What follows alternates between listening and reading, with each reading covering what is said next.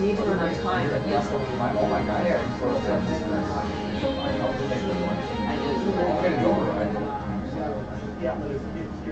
Hi, welcome.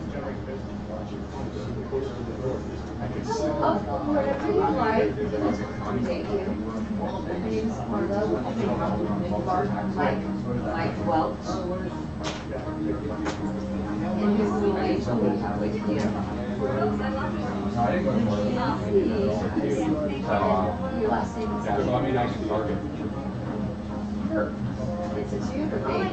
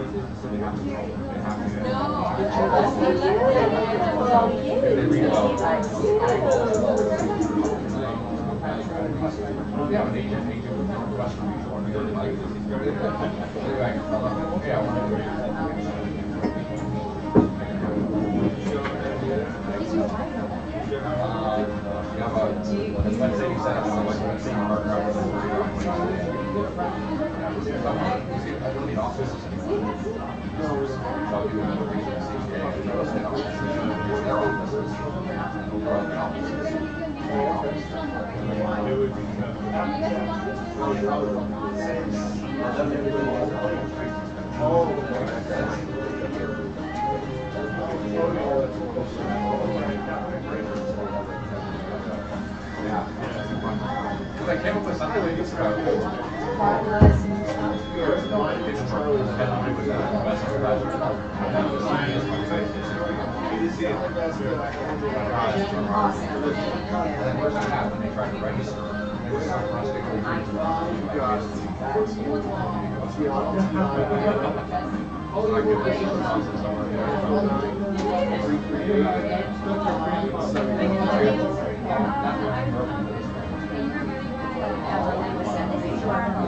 Hey, pleasure to meet you, Charlie. That's the back for you. Yes. We're going to be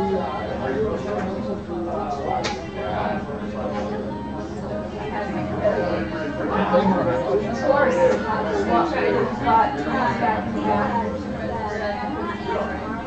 Hello, nice to meet you. You're Brad? It is. Awesome. Welcome to your finally over Valley. See my office. Oh, I can see your office. I'm sorry, I didn't. No, it's okay. It's next to my Brad.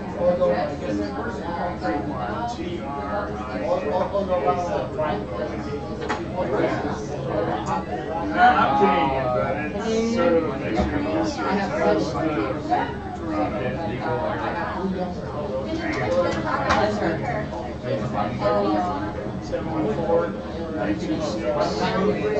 Yeah, always been my family. Oh, really? Okay.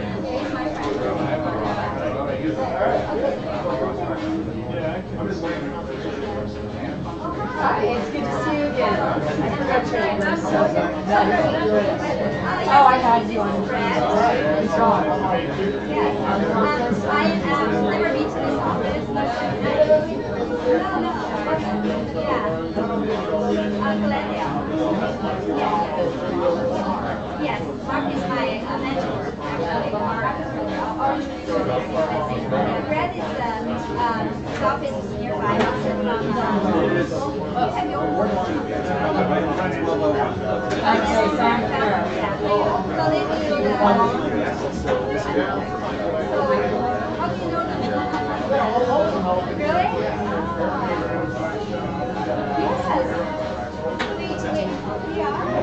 We do business with Lexo and Allianz.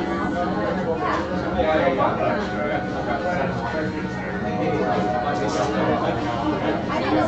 Blackstone is very number one. Yeah,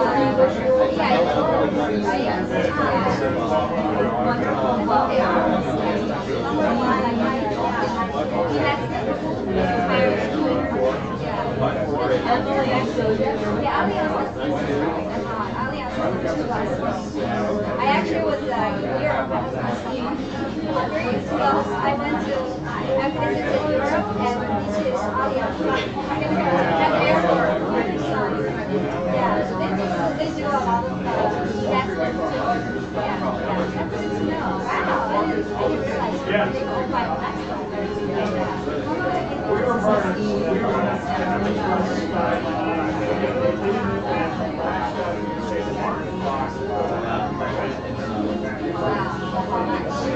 Yeah, I don't know what the deal is there. I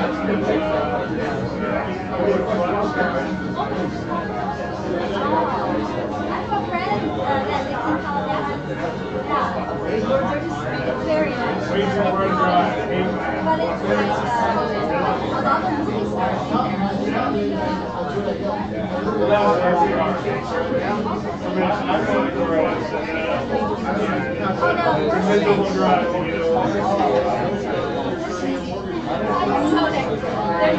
There's also movie stars. Yeah, I got that client that lives in that area. They're renting that place because it's a huge four-string property and only $5,000. I was like, wow, this is a huge house. Yeah, do you hear? My husband works in the business, but we live in that area. Rent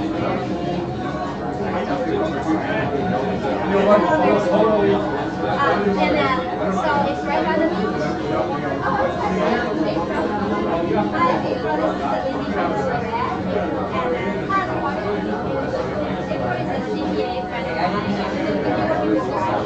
She's really good. Yeah.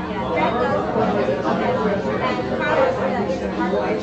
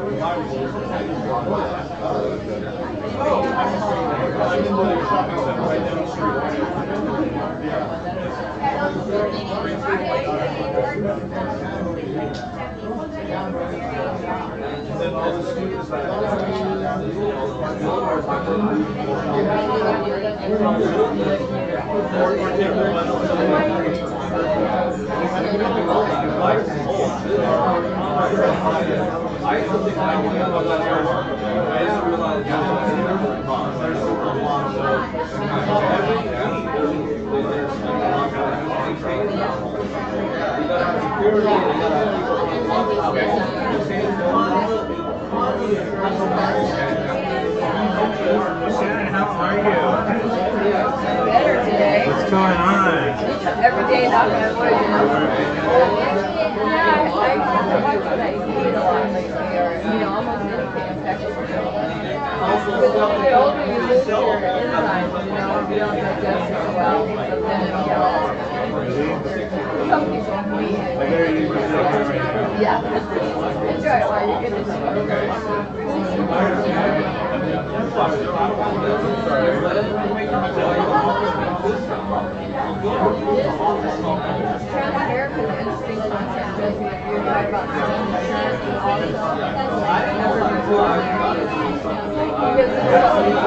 The girl that they're listening to,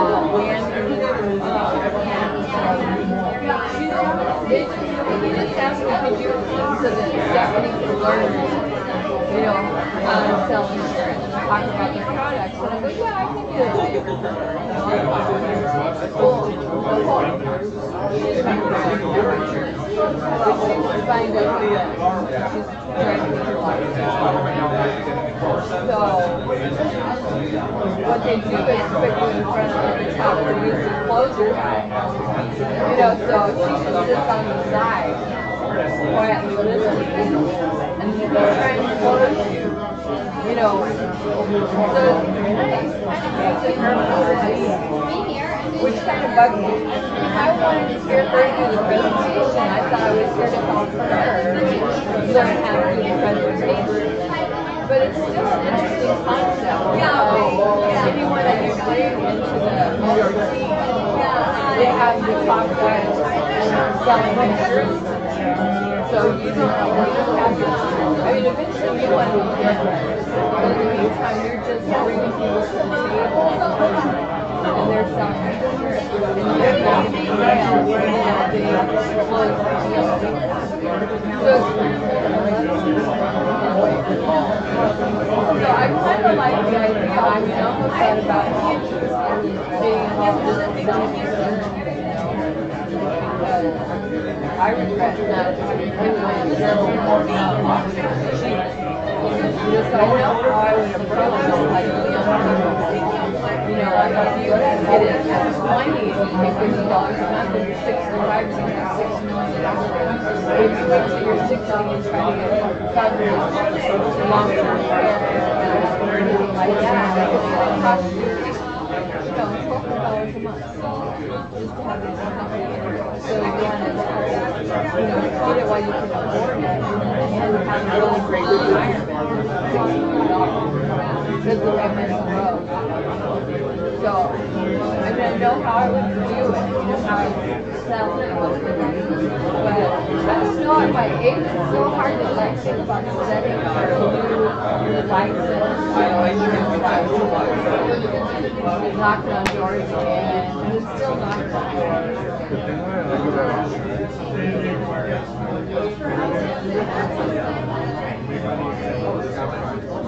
Yeah.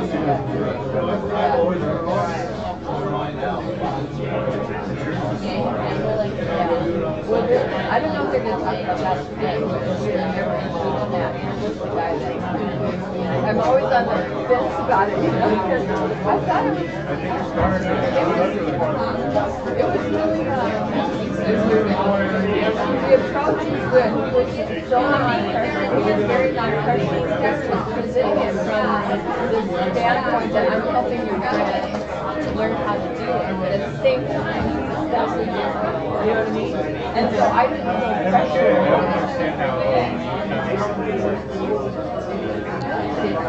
So they tell you, you know, your friends are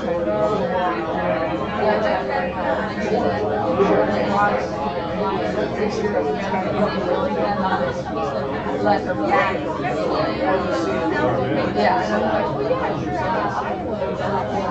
But then she doesn't do any of the presentation. And even the excellent, you know, does that excellent presentation. He sells me on it. And then tries to sell me into selling it. You know, just see what I mean? So it's soft sell approach. It's a warm, fuzzy, you know what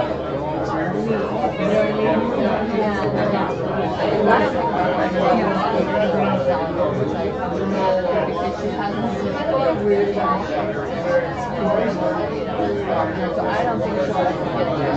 But in the meantime, he's going to suck all of her friends dry.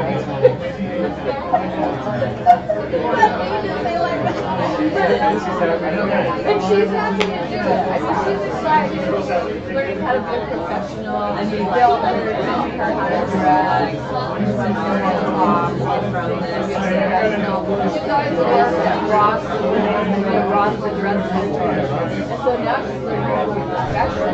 You know, so she's been so excited. And personally, I just don't know if she's going to I mean, I'd love to see her get there, but I don't think she has the skill. But anyway, putting that aside, this approach is a good approach because I think my car, well, my car is up the middle, but because I was doing a paper and I wanted to be nice and polite and listen, you know, I got the skill. And so I was like to do it. And so I did it when I went home and thought, I am saying this now. No, I don't know if I want to. Yeah. Like for you, it goes right? Absolutely. So like when you sell the house, you know, if you think about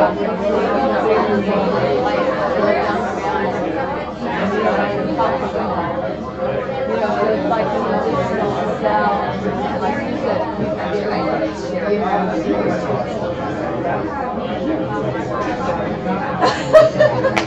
I'm like, you're right. I don't know.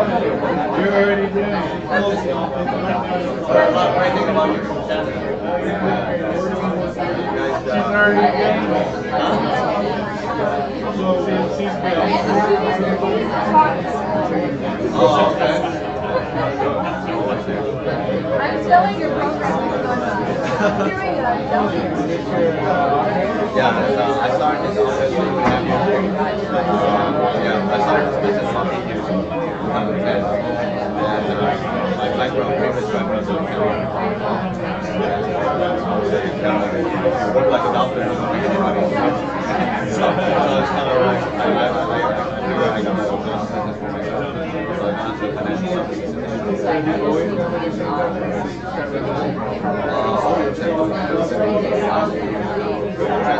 Financial advisors so we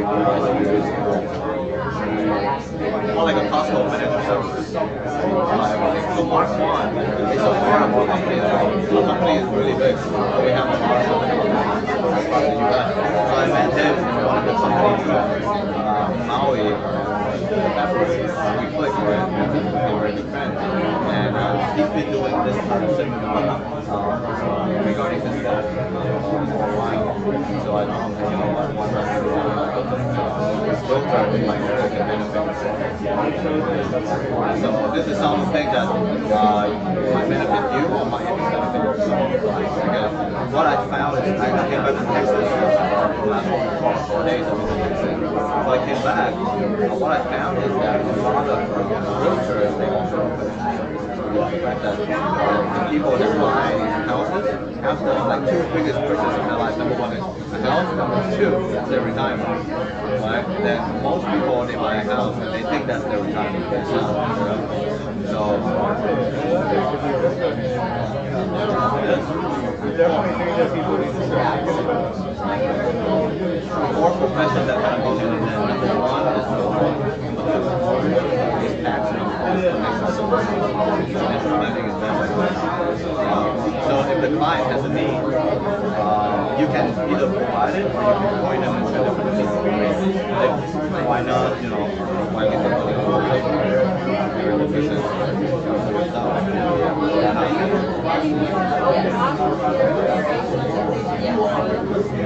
Yeah, I have one office that's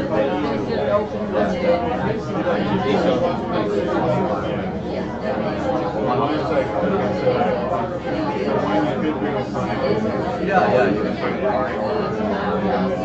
Honestly, a lot of, because I went to Texas and we have 3, 4 agents discuss the places. So they still do real estate, so they get licensed in this industry, and then they refer people. You can get licensed within a week. There's a test that you only have to 60% pass. You have to fail to pass. It's hilarious. Yeah. Just kidding. You don't study, you got 50% of it. I'm not saying that you shouldn't study, but the thing is, it's just, me, me, I studied 2 days. It's not that hard. Like I've seen most of the materials, it's not hard. But is there anything that specifically preps you that We have a licensing coordinator that can help me study. We have like, oh yeah, it's online. There's a platform. There's a practice exam. That's quite Not exactly the same. Maybe the name is different. Maybe the name of the person is but the rest is it's important to do it though. Yes, a really low pressure that I like. I mean, the approach that we have is more educational. The thing is, my way is, the thing is, I don't focus on studying, I focus on creating. So the thing is, most people, they don't have access to information to help themselves. So I just help them provide information so that they can. So we act like Amazon. So when that people say, oh, there's a need, looking into natural products, etc., we can actually be the Amazon that find the right ones. Because we represent the children. We represent the only company that you So I don't have an agenda. If I work with Prudential, Prudential is the only company that I just have a concept, and each person is going to fit into different company. Sometimes they have a preference. So for education, we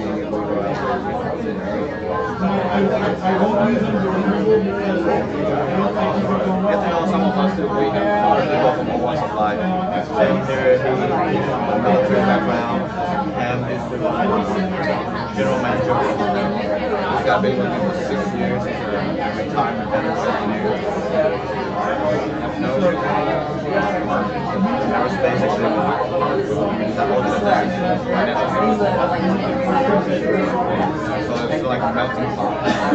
And one thing I found is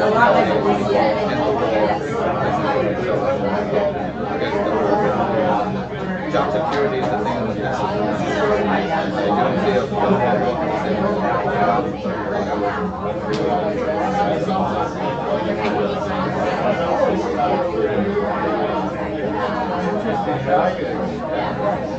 grab some food.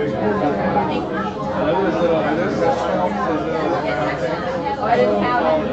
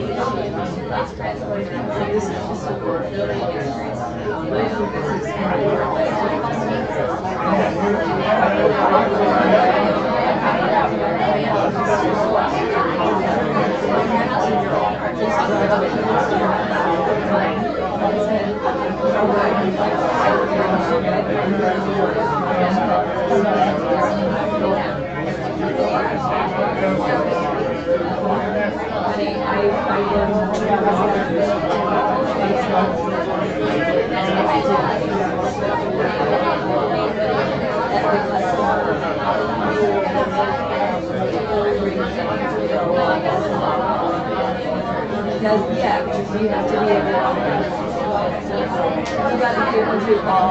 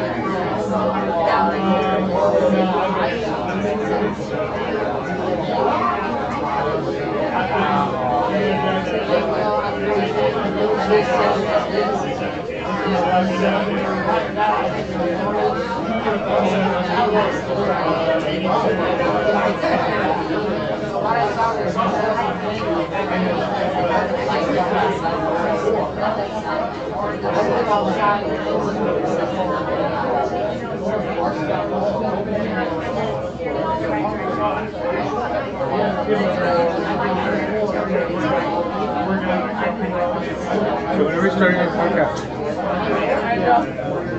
We started already.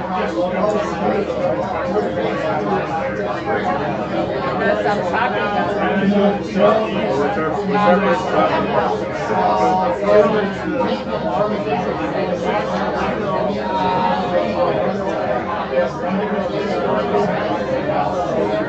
How to buy a house. Buy for a house for half the money and have no mortgage payment. How to buy a house for half money?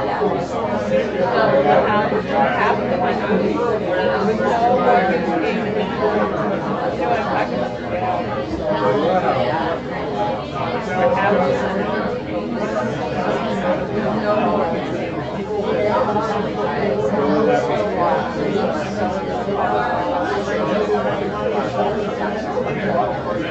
A reserve mortgage purchase.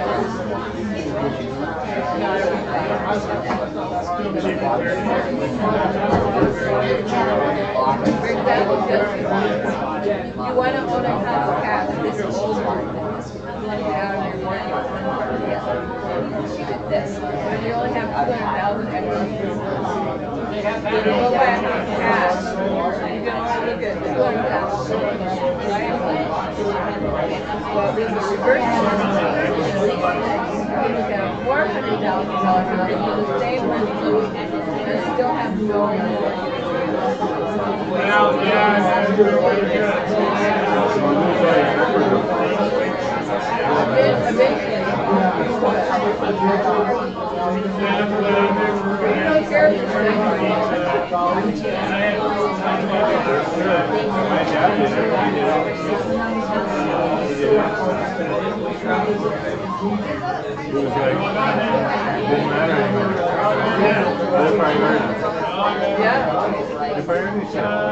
Yeah.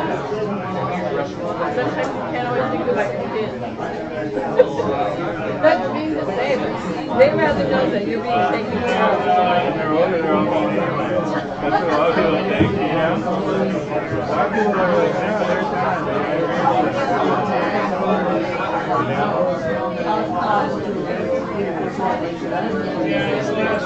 There are a lot of people like that.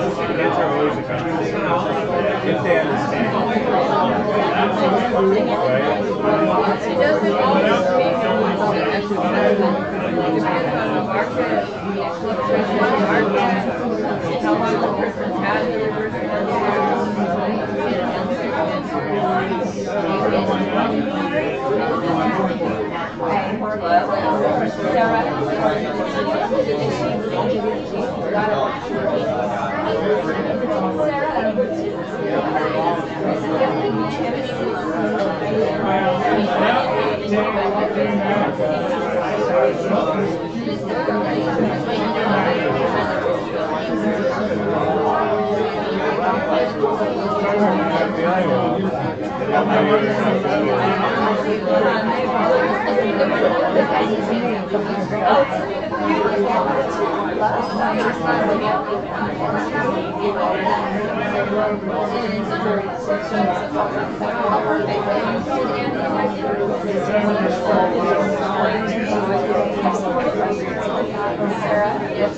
So I came here at 11 o'clock. I thought you said I was already here. I just sat down and they're like, oh, you're early. Hang out? I'm like, yeah, it's at 12. I said, no.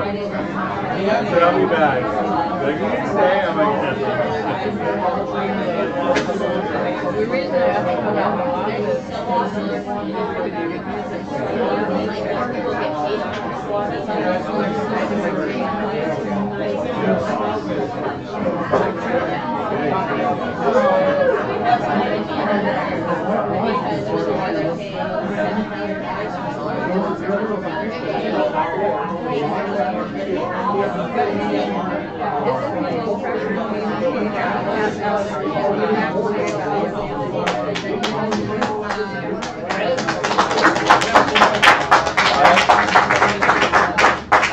Everybody, so can I have everybody grab a seat, please, and then we can get started. All the guests with the red name tag, can you guys move up to the front? So we reserved some seats for you guys.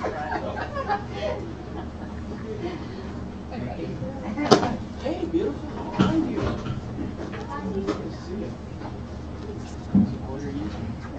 Can I thank you? We have a few more chairs in the front as well.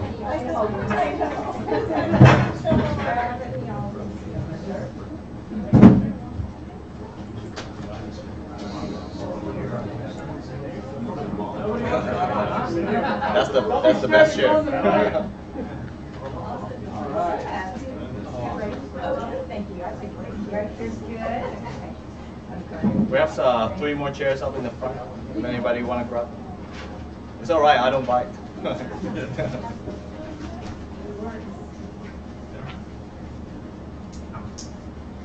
right, we're good. All right. So good afternoon. Good afternoon. How's everybody doing? Yeah. Doing great, right? So welcome to our office, Laguna Hills office of Transamerica Financial Advisors. And my name is Andy Pham, and I'm one of the partners in this office. And we actually started this office about 2.5 years ago.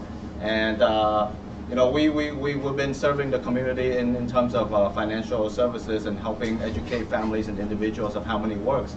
And I think that there's a great synergy between, you know, real estate, mortgage, tax, and financial services professional, because, you know, like the client that you guys have actually, you know, requires a lot of financial education as well. And so, you know, like by teaming up together and you know, like provide a little bit more financial knowledge for yourself and your client, definitely that's a value proposition that you can actually increase your client base as well, right?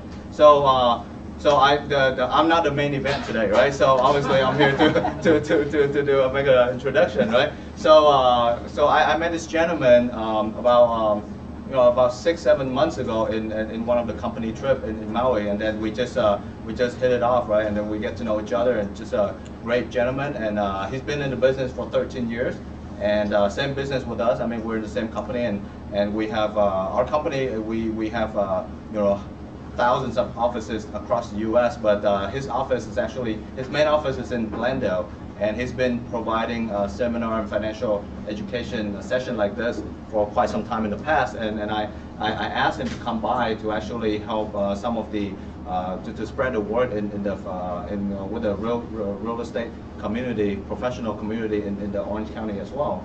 And so this gentleman, he's been in the business for 13 years. I have about 6 offices like this, right?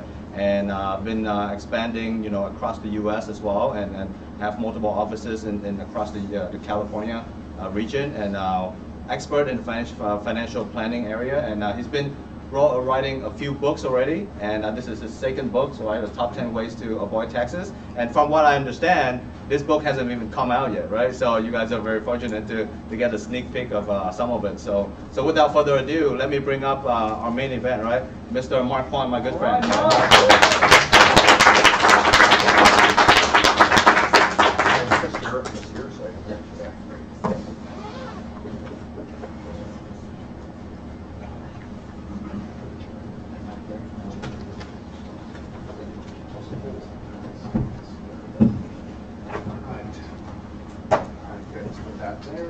Good. How you guys doing? Awesome. Awesome. He's going to speak. Must be an Asian guy.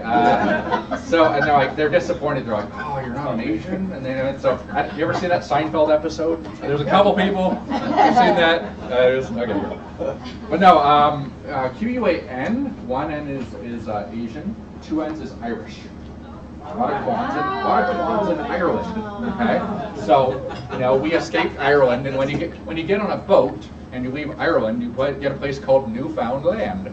they called it let's call it the Newfoundland, right? And so my dad was a Newfie, and basically his dad, you know, it's been I don't know, as far as I look back, we've been struggling financially, like generations. My family's just been struggling and struggling and struggling. So my dad he was a bricklayer for a while, and he was also a miner in northern Canada, about nickel, a mile underground in Thompson, Manitoba. Like, it's like 80 below zero there. It's like, you know, if you think you've experienced cold, you've never experienced cold before. But so yeah, we were a very blue collar, hard-working family. I used to mix concrete with my dad. So how many people have mixed concrete before? Awesome. Sucks. Yeah. You know, my family, we didn't have any money, so, you know, rich families, they talk to their kids about stocks and bonds, and they invest in stocks and bonds and things like that, right? My family, we invested in beer and cigarettes. Like, we were big investors, and I mean, it's just kind of what it was. You're a construction worker in a poor community, like, it just, you know, my dad was at the top of the scaffolding, you know, laying the bricks, you know, with a cigarette in his mouth. I was at the bottom, mixing concrete with a cigarette in my mouth, and it was just kind of like, you know, I'm me. All right. Yeah, so I'm a high school, college dropout, came here with no green card, worked as a security guard for minimum wage, and I was driving around a beat-up station wagon to my security guard job. Okay? Now let me ask you something else. Have you saw somebody like that with no high school diploma, no college diploma, no green card, driving around a beat-up station wagon to the security guard job? How many people would say, follow that guy, he's going places? You wouldn't say that? No? You wouldn't say that? Okay. Well, I'll give you a statistic, and I don't know if you guys have ever heard this before. You are 4 times more likely to become a millionaire in the United States if you immigrate here. You guys know that? Mm-hmm. You're 4 times. Why do you think that is, Arjun? Well, I think we're brave people because we flew the nest. Yeah, to begin exactly. with. So we have more oomph behind us, I think, Okay. and more drive. Yeah, okay, cool. I would have to agree with that. I think it's a little bit of self-selection. Like, the United States just happens to attract the best entrepreneurs in the world. So all these people that are entrepreneurs don't see any opportunities, and they come to the United States for the American dream, okay? But I also think there's a little bit more. I think it has to do with our education system, okay? And I'll talk to you guys a little bit about that. Yes, Richard? I think there's an underlying element of entitlement. Entitlement? That the people that immigrate into the country Yeah. don't take on. Right. That's their focus, they're motivated, Yep. bring up their families that way. And Yeah. you look at the kind of average American, and the longer they're here, it seems the more they feel entitled to whatever that should come their way. I agree. There's other countries in the world, there's no social security. You don't do some planning, you're in big trouble. Here, like, you get your own free cell phone. I mean, you know, we can't live without a cell phone. I mean, it's just crazy stuff. But yeah, anyways, that's a whole different topic on its own. But no, I basically, since then, in the last 13 years, I was a guy talked to me at a sushi bar about the financial service industry 13 years ago. I said, that sounds awesome. I want to learn that. And I learned the industry, trained my sister, trained my niece, trained my nephew. We're all financial services people. We're building a family legacy together. It's pretty cool. We're no longer construction workers, which is great. You know, So, anyways, let's cover what we're talking about today, and that's about tax avoidance. I know we're limited on time, so I'm going to jump into it. And sweet. Okay, so let's see. Is that the first slide? Oh, is this even plugged in? Yeah, it is, right? All right, so.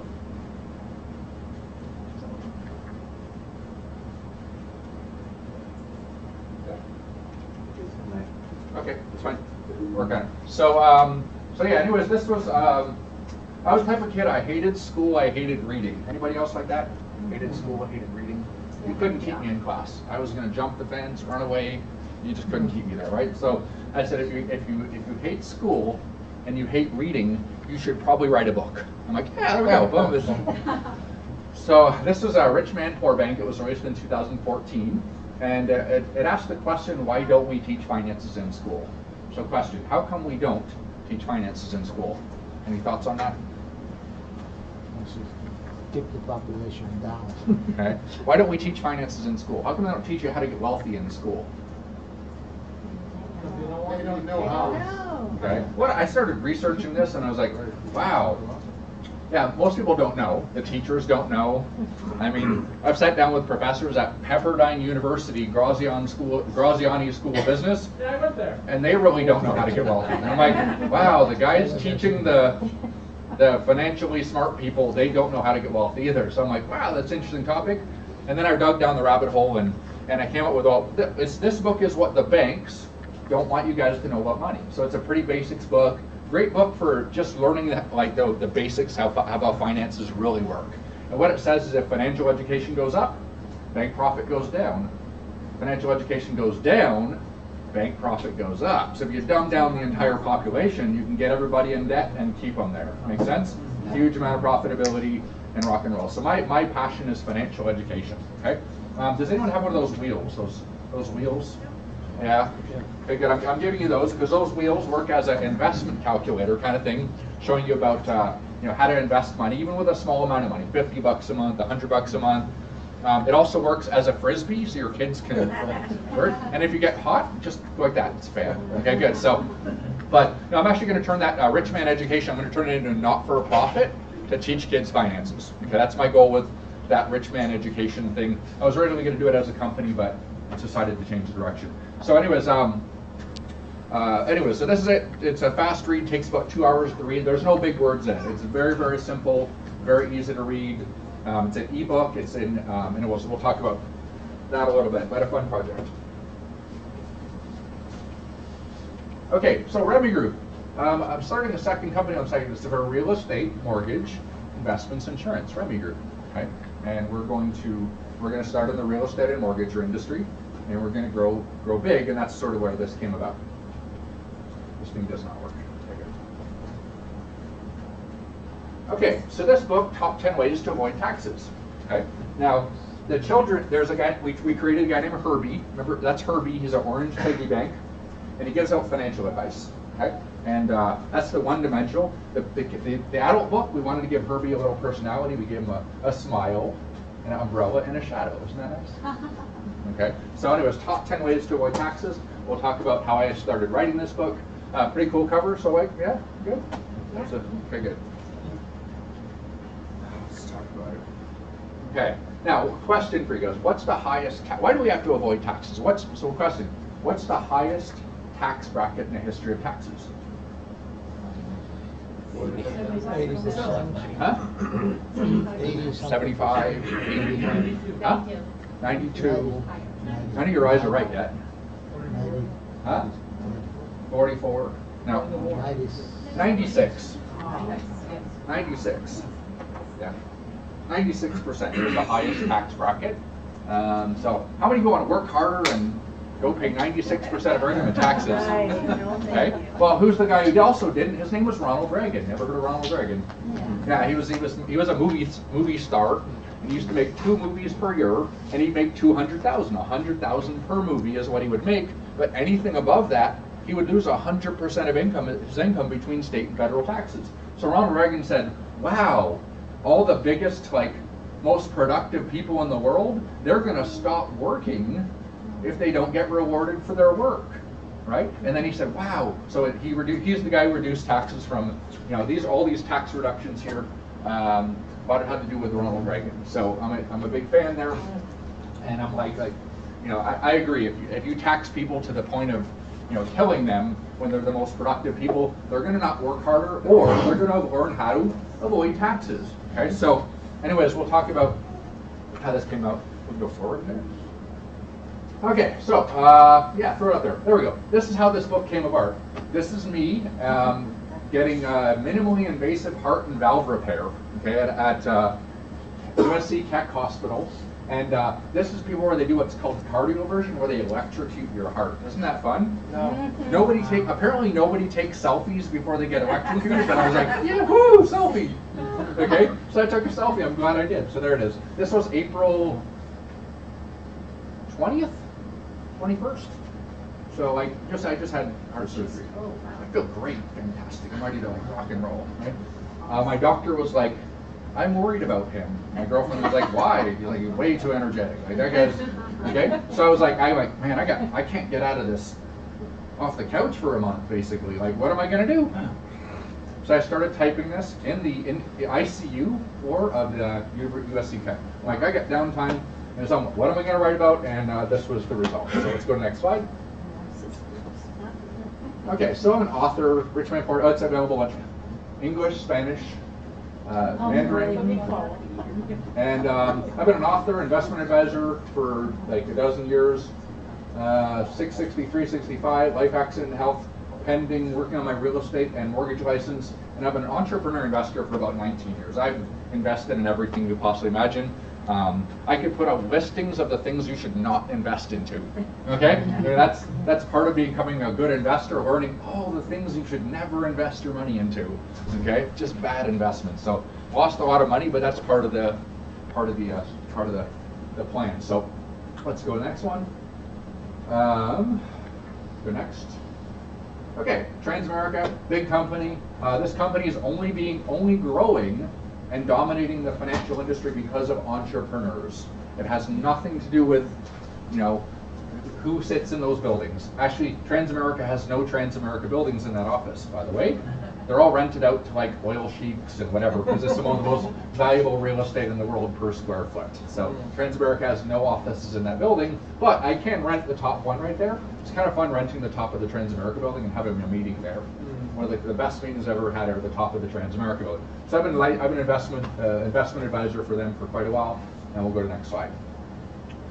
Okay, now the financial service industry is being dominated by this division here, and I'll tell you why. Aegon, one of the most powerful financial companies in the world. Who's familiar with Aegon?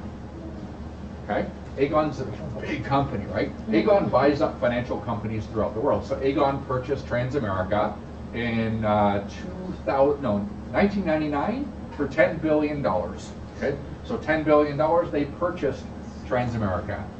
Right after that, they purchased this division because this was their distribution. This was the most successful distribution channel ever. And today, that represents about 20% of the life licenses in the United States are this channel right here.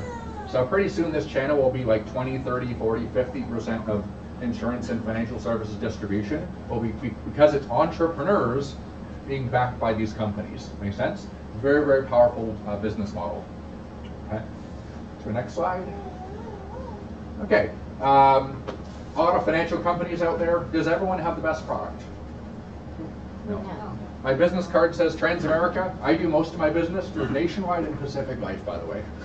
Okay, they're awesome products. That way, Transamerica and all the companies have to compete for our business. We're like Amazon. We have no loyalty to a company. We just, what's the best thing on the market? And that's what I love about working, is I get to choose the best thing for my clients and the best strategies without anybody dictating what I can and what we can sell. And that's what I absolutely love it. I wouldn't have it any other way. If I ever couldn't do that, they'd have my resignation tomorrow. Does that make sense? Right. I have no loyalty to any corporation or whatever under any circumstances. Entrepreneurs just don't do that, right? Okay. But yeah, so anyways, what does Pacific Life do? What does Pacific Life do?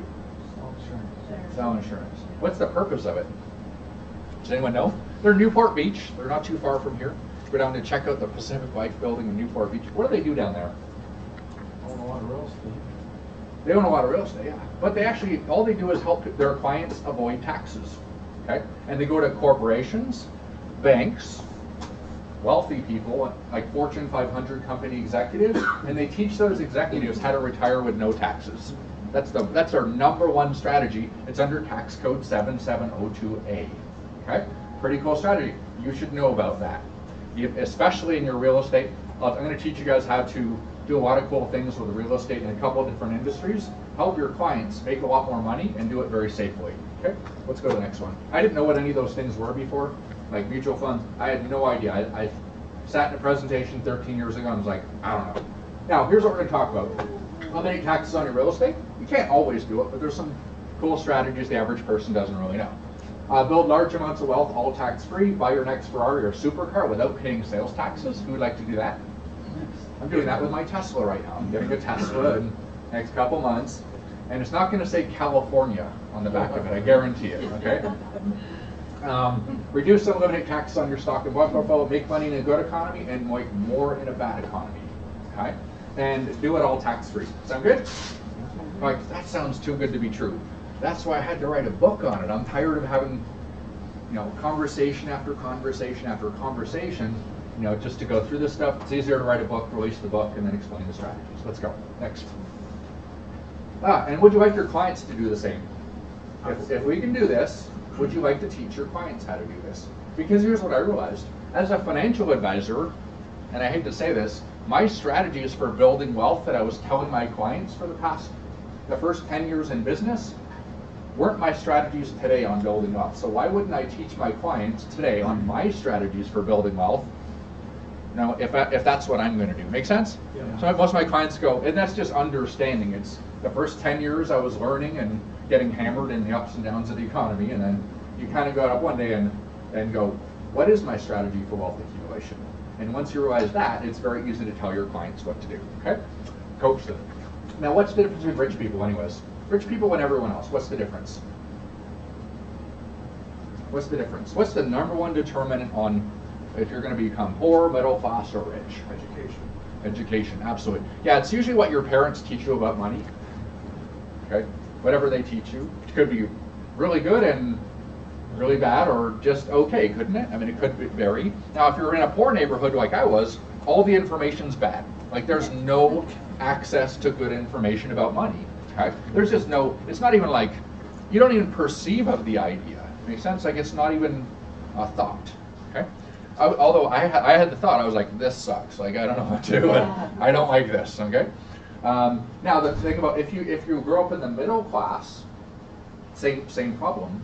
You'll only learn middle class strategies. Even when you go to your financial advisor, your CPA, you're learning middle class investment strategies, and they don't make you wealthy. And I'll actually prove that, by the way. Okay, a couple different ways. So now the average people, they go to school. They're told to go get a job. Go to school, go get a job. They put money into a 401k plan, right? Everyone's heard of 401k? Okay, good. They buy some term insurance. So they buy some term for 10, 20, 30 years down the road, and when their insurance expires, if they have any health issues, they can't get insurance, they can't get life insurance, they can't get long-term care, and it wipes out everything they've ever worked for in their entire life. So they don't protect their assets properly. So all their work, all their real estate, all the 401k they built gets wiped out because they don't have life insurance and long-term care. It's the number one reason why 87% of poverty poverty amongst elderly, it's women. Women are falling into poverty and living in poverty the rest of their lives more than anybody ever because they don't protect their assets. Life insurance and long-term care wipe them out. Okay, everything they ever worked for, gone. They rent a home. These people take their children to the bank and have them open up a checking and savings account. Who's done that? Who's had that done to you? Very good. Is that good idea? Good idea or bad idea? Less than 1%. Huh? What's that? Good idea, bad idea? Bad idea. What's that? There's better. There's better. Yeah, I would say that bringing your children to one of the big banks and teaching your children to trust the banks, probably a bad idea. Okay? You can literally take your children down to one of the most crooked organizations in the world and say, trust them and give your money to them. Okay? That's a very bad plan today. It was fine 50 years ago, but today, so I have two very specific advice to young children. Teach your children to stay away from drugs and stay away from banks. Okay? So I don't use a bank. I use a credit union checking account, not-for-profit cooperative, and then I use investment accounts. My money doesn't go through any of the big banks. I don't trust them. I don't like them. I wrote a book about them. I mean, how far can we take this? Okay, I think we should. Anyways, so the bank says save money and get good credit. Yes, everybody in the country is taught to save the banks, and when you get good credit, who gets wealthy? The bank. Huh. It seems we've all been taught to make banking corporations wealthy. Interesting. In fact, if you wanted to strip the wealth from a country, just teach everyone to save money and get good credit. That's it. As long as we teach everybody, send them to school, teach them to save money and get good credit, it would naturally all the wealth from that country would slowly be stripped away and transferred to the banking corporations, except the 1% of the population understand the system. Okay, 1% get wealthier, the 99% get, sucked dry of their financial situations. That's what's happening. Is just it's part of what we teach in school, but the teachers don't understand it. It's a big problem, right? So that's why I want to do a lot of financial education in schools. I talk to universities, I talk to colleges. I'm always around having fun with that stuff under my not-for-profit, anyways. Okay. Then they don't understand how taxes work. The middle class get hammered when they, in everything, every transaction they're getting hammered in taxes. Okay. I looked at my cable bill the other day. It was 25 bucks for the cable and 13 bucks for taxes. I was like, that's like a more than 50% tax on people's cable bills. I'm like, man, you guys are getting out of hand. Okay. They don't have advisors. The people in the 99%, their advisors, they're all doing the same thing. Make sense? They all went to the same schools. They grew up in the schools that taught them to do this. They believe this. So when these 99%ers go to get advice, they just get lots of more average and ordinary advice. It makes it very difficult to become wealthy. Make sense?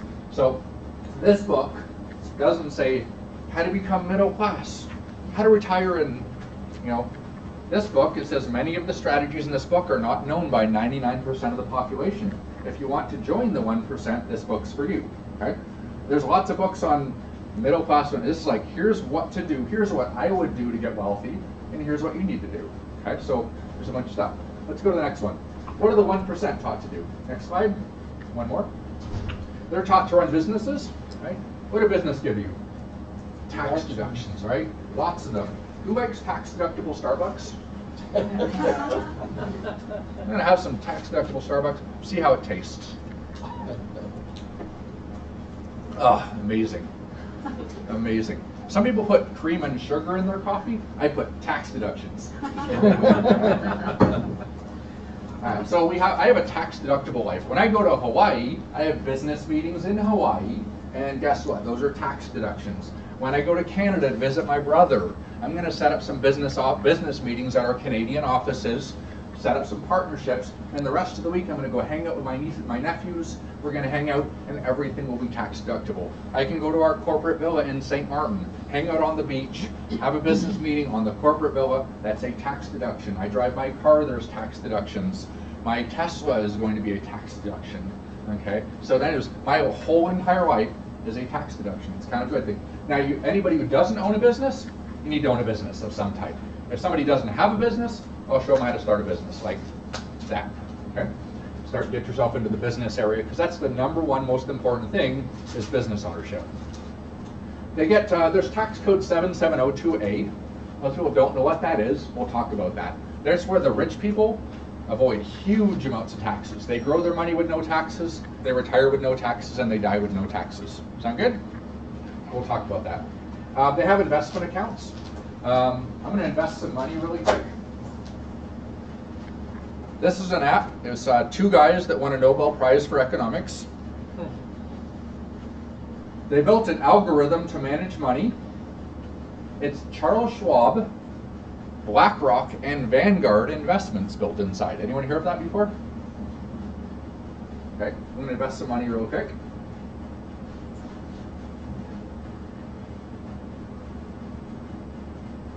Oops, internet, it's a little slow. Okay, let's invest some money. All right, see how long this takes me. This is Mark's Tesla fund here. We should put at least let's throw $100 in there. Deposit, $100. We're gonna do 110. There we go. Boom, done. I just invested some money. How long did it take me? If I want to take it out, I go back to the transaction and I can take it out whenever I want. There's no transaction fees. It does a sophisticated algorithm to manage your money and maximize returns, reduce risk, and avoid taxes. And it's an algorithm. Anybody can do this. Now, other firms are $250,000 before they can take on a client. You ever heard of that before? Okay, good. Our minimums are pretty big too. I'm going to let you guys guess today. And what do you think our minimum is before we can take on a client with this investment algorithm? It's less than $250,000, so I'm going to give you the good first guess because you're up front, Wade. $100. $100. Dang, that's pretty good. That's crazy. It's a little bit less. What do you think it is, Margie? Oh, $20. $20. It's a little bit less. Shannon, you're going to get it? Free. Free? No, way higher than free. Come on, you're going to get it. So we got Yes. $9.99 if you call before 12 o'clock tonight. Really? It's more than $9.99, and it's less than $20. $1 higher than $1. $15.99. No, it's $19.99. give me a round number. 16. $10. $10. Yeah, we can take the coin on for $10. Is that pretty cool? See, anybody of any income can become an investor these days. That's what's amazing. I don't think that guy living in Compton who's got a job at Starbucks can become an investor and use the same tools the rich people use. That is what's exciting because of technology. That's pretty cool. It gives everyone an opportunity. If they get educated and access to the tools, anybody can become wealthy. That's what's changed in the last decade. So, and we have the birds, a very important part of the presentation. Gotta have birds. The birds are important. Okay, so let's keep on the next one. So that's the cool thing is, oh yeah, by the way, if you have friends who only have $9, do not bring them to this office. Like, lend them $1 and then they can come. If they only have $9, they're not welcome at this office. We have strict minimums at Transamerica, okay? We're going back to the 1940s when the color first came in. Remember the Wizard of Oz? Yeah. All right. All right. Good. Tax deductible coffee break. You guys like the tax deductible portos? Yes. Yeah. Is it? Okay. Keep going. Yeah. Yeah, next. Oh yeah, let's go back a couple more slides. I think we'll just finish that one out and then we'll go from there. So they basically maximize tax advantages in everything that they do. Wealthy people, they know how to avoid taxes in everything. Reduce taxes, obviously, and then they have a financial professional. See, once you're in the top 1%, you're in the wealthy people, you just sit with other wealthy people, you talk about the stuff you do. You get the most concentrated information on wealth accumulation with the people who if you hang out with people that make more money. Make sense? It's the opposite. These people are taught to give their wealth away. These people are taught to grow it and protect it. So let's go for that. All right, chapter 1, business ownership. People are asking you, how do taxes work? This is pretty simple. When you earn it, they tax it. When you save it, they tax it. When you spend it, they tax it. And when you die, They tax it that too. too. That's how taxes work. Okay. What if it could eliminate a lot of taxes along the way, right? Let's go next one. Okay.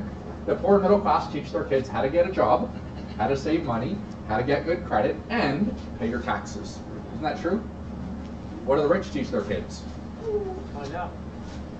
How to run a business, how to invest, and how to avoid taxes. That's what I'm teaching my niece and nephew. They're 28 and 25. They're experts on investing and tax avoidance. Okay, that's what I'm teaching them. But like, if I would teach my niece and nephew this, why aren't I teaching my clients this? Make sense? So it's just, once you learn, you get better at it. I'm not saying I wasn't, I just didn't know 10 years ago, but I'm learning. Okay, next. All right. Ultimate money skill. Pay no taxes when you earn your money, pay no taxes on the growth of your money, pay no taxes when you spend your money, and pass that wealth to yours tax-free. Does that sound good? Yeah. Who would like to know the ultimate money skill? There's a couple different ways to do that, by the way. I'll go through. They're all IRS tax codes. I'm not releasing this book until I have at least between 10 and 50 CPAs actually endorsing the book. How many CPAs in the house? CPAs? CPAs, I know we have three CPAs. How many mortgage people? How many real estate people? Awesome, cool. And just business owners? Yeah, everybody else? We're all business owners, right? So, okay, so we're going to teach you guys how to do that. And then a lot of them has to do with the real estate and different strategies. Next. All right, so let's talk about traditional financial advising. Where do we get our advice? Let's take the simple example of a Roth IRA. Press the next one. This is chapter 2, and this is, let's say that somebody goes and says, wow, they ask around and they say, I've got $5,000 a year I want to put away towards retirement. Okay, and they go get different advice from their friends and family. Okay, so there's Albert A, Brian B, C, D, right? A, B, C, D. So let's look at where Albert, Brian, and they end up based on where they get their advice. Okay, so all four brothers, same strategy. Albert goes to his friend named Sam, who works at the bank. Albert goes, talks to his friend, Sam works at the bank. His friend at the bank sets him up with a super saver, high yield savings account. Doesn't that sound good? It's got super, it's got saver, and it's got high yield in the name. Must be a good idea, right? 5 grand a year. His friend Sam says, I'm going to set you up. It's a high yield super savings account. Okay, that's what that Albert did. Brian got a little better advice. Talked with his Aunt Janice. Aunt Janice says there's a thing called a Roth IRA, and you can eliminate the taxes on your money. He's like, no taxes? That sounds like a good deal. Okay, but Aunt Janice was pretty conservative. She likes certificates of deposit, right? Everybody's got an Aunt Janice, don't they? They said, so Brian puts his money into a, let's see, it's a Magic Flex Roth IRA CD. It's got the word magic in it, flexible, and it's tax-free because it's a Roth IRA. Sounds great, doesn't it? And it's insured. Isn't that amazing? Like, it sounds like a great idea. Okay. By the way, everyone gets this idea. Just they ask around in the 99%, and let's see where they end up. Charlie spoke to his accountant. His accountant said, put your money into an IRA and save money now. Reduce your taxes now, because in the future you're going to be in a lower tax bracket. Okay, we'll see what that one is. So he says put it in the S&P 500 dollar cost average, and grow it, and then when you retire you'll be in a lower tax bracket. Okay, let's see how that works. Then there's Danny. Danny had a friend who was a little smarter. He said, put it into the stocks, but put it into a Roth IRA. Don't use an IRA. Pay taxes on the seed, so you don't have to pay taxes on the harvest. Okay. Let's see where they end up. All 4 brothers had invested $200,000 over 40 years. Let's just bring up the numbers really quick. Here's where they end up. Oops, oh, back one slide. Okay, so Albert, his account grew to $268,000. If you have what the income is, it's $5,000 a year guaranteed. Who's excited? But you have to chop it in half twice for inflation. So you cut $5,000 to $2,500 and $1,250. You guys get to live on $100 a month. Isn't that awesome? Big money. Woohoo! What a retirement. Write a book on that. Man, good friend of mine, Sam, helped me out, and I'm living on $100 a month because I trusted my friend Sam, who worked at Bank of America. Oh, did I say that out loud? I would never mention names like Citibank or Wells Fargo. Okay. So here's the good news, guys. He's getting his $100 a month, but Albert would live in poverty even with his tax-free Social Security payments. He would have to supplement his retirement income working at McDonald's, even though his arthritis pain would make it difficult to work. On a positive note, at least Albert had free food while working as a McSenior. Okay? We laugh, but this is the actual stuff that's happening to people every single day. Okay, so at least he had free food as a McSenior. I'm going to put some pep in the story. Positive stuff in the story. Brian had $387,000 in his Magic Flex Roth IRA CD. At least it was non-taxable. $16,000 a year, tax-free. Cut it in half, twice, boom. $4 grand a year, tax-free. You get to live on $400 a month, but it's tax-free. Who's excited? You literally had a 40-year investment plan, and you end up broke. Okay, good. I want to give you guys, I like to give good news, right? So here we go. Brian, similar to Albert, would also retire in poverty, even with his tax-free Social Security payments, if they're there. At 67, Brian would have to get a job as a Walmart greeter to supplement his income and take advantage of employee discounts to save money on groceries and clothing. See, that's a good thing. I want to give you a plus. I mean, discounts as a Walmart greeter, you get discounts on food and clothing. This is a good thing, yes? Yeah, I want to focus on the positive here. There's so many people doing this, by the way. Like, they just get bad advice from their friends and family and relatives, and they end up living in poverty. And if Social Security is not there, how are you going to live on $400 a month? No Social Security. Ouch. Charlie had $2.7 million in his IRA. He invested into stocks. He would receive $160,000 each year. But he forgot he had to pay taxes on the money. So let's take $40,000. We'll say 40 grand goes in taxes. Might be a little bit more than that, but so he has 120. But you take the 120, cut it in half twice for inflation, right? So 60 goes to 30. So at least Brian or Charlie. That's right, Charlie. I got a typo right there. Pretty good. Charlie would have retiring on his $30,000 a year in today's dollars. Is that better? $30,000 a year. But soon Charlie got some bad news in the mail. He learned his IRA distributions caused his Social Security payments to be taxable. You know that? Yeah. So boom, now his Social Security payments become taxable. It's called provisional income. Okay. It's time to be taxable. And Charlie, after 40 years of investing, had very little extra income. There would be no lavish vacations he had envisioned. He had arrived in the golden years as a millionaire, only to live a life in the lower middle class. Then Charlie got some more bad news in the mail. At age 70 and a half, Uncle Sam sent him a letter. After being translated from mumbo jumbo into English, it said something like this. Dear Charlie, over the past 40 years, you've not paid us any taxes on the money you invested in your IRA, so you need to start take distributions now called required minimum distributions, or RMDs. You see, we have been waiting a long time for this. We have a lot of big government pensions that need to be funded in Washington, and it's time to collect some taxes. At least you have the satisfaction when sleeping at night, knowing your tax dollars are being spent to help other hard-working Americans retire. Oh yes, we have enclosed a handy-dandy schedule to show you how much money you must remove from your retirement account. If you don't take taxes as we say, we'll take annual RMDs. Charlie would be forced to take out more and more money each year from his IRA. Not only would Charlie have to take out his income each year, he would be forced to spend down his retirement account even faster and pay even more taxes at those ever-increasing tax rates. Then, Charlie got even more bad news in the mail. Again, after being translated from mumbo jumbo into English, it said something like this. Dear Charlie, we know what a proud and patriotic American you are, and how you love to help your fellow Americans.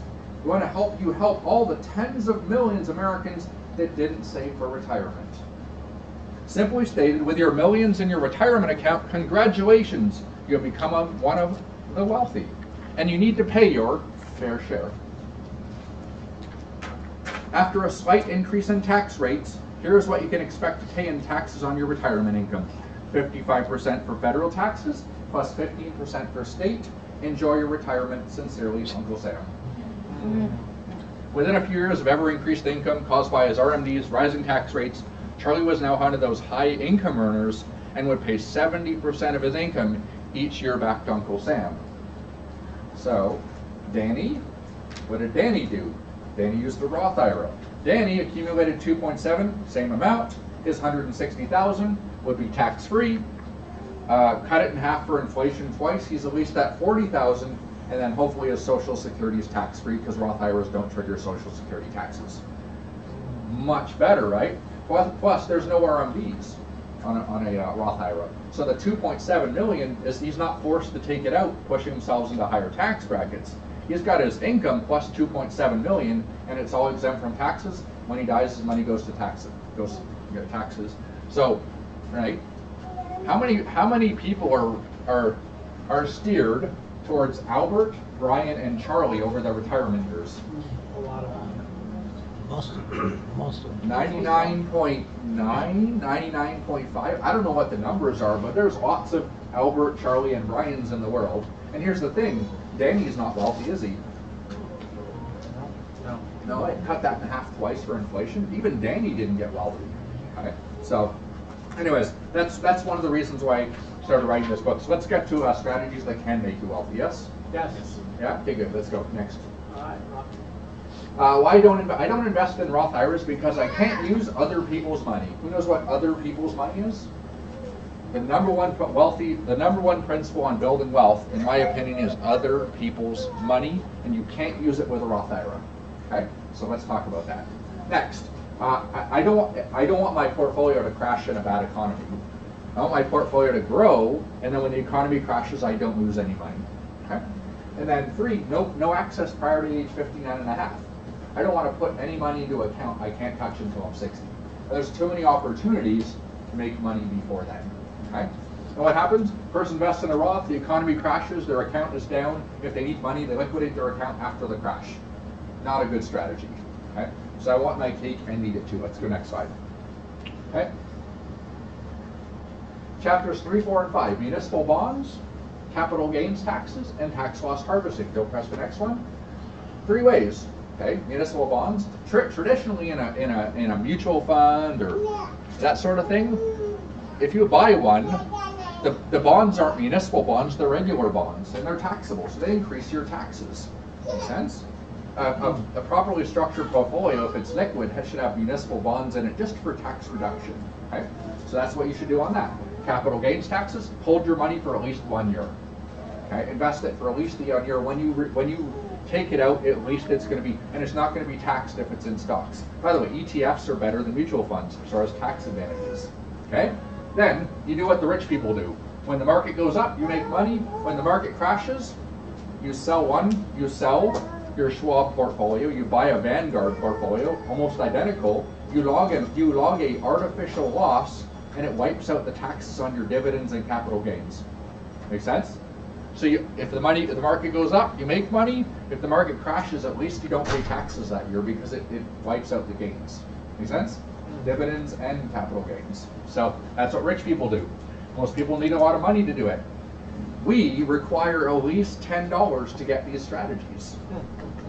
Okay, $10. We got tax loss harvesting for you. Okay, by an algorithm. Okay, so pretty cool stuff. Great news. Anybody can start these strategies. Just instead of putting your money into Citibank or whatever. I keep forgetting to I'm not supposed to mention their names. Okay, next. Is that triple tax avoidance? It is. Tax avoidance in 3 areas. When the market goes up and the market goes down, you avoid taxes, and then your dividends are at least, best taxed. Okay, next. Again, Transamerica Alpha, amazing product. I don't put a lot of money in here because this is never going to make me wealthy. Makes sense? But it's better than sitting in a 0.01 savings account, right? So I have a checking account, and then when I get too much cash in it, I throw it into different investment accounts. That's how I manage my money. Next. Yeah, when your checking account's too big. So, rich man's Roth IRA. Anyone heard of that terminology before? Yeah. Okay, good. So, a guy named Jim Harbaugh, who's a University of Michigan coach. Anyone heard of Jim Harbaugh? You heard of Jim? Yep. Heard of Jim? Okay, good. Jim's not retiring on a retirement account.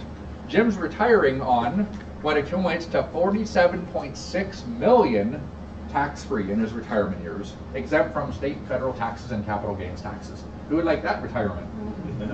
When he dies, $25 million is going to go to his family tax-free. Is that cool? Wow. Here's the thing, though. Here's the strategy. Under tax code 77028, okay, you can invest your after-tax dollars. They have to be after-tax dollars, and you can grow it in a life insurance policy and an investment account. The investment accounts can only go up, and they can't crash. Okay, they can go up, they can never crash. So the market goes up, you make money. When the market crashes, you can't lose any money. If you'd like to find out more, it's in the book. It's called Market-Linked CDs. They've been doing these strategies for 25 years.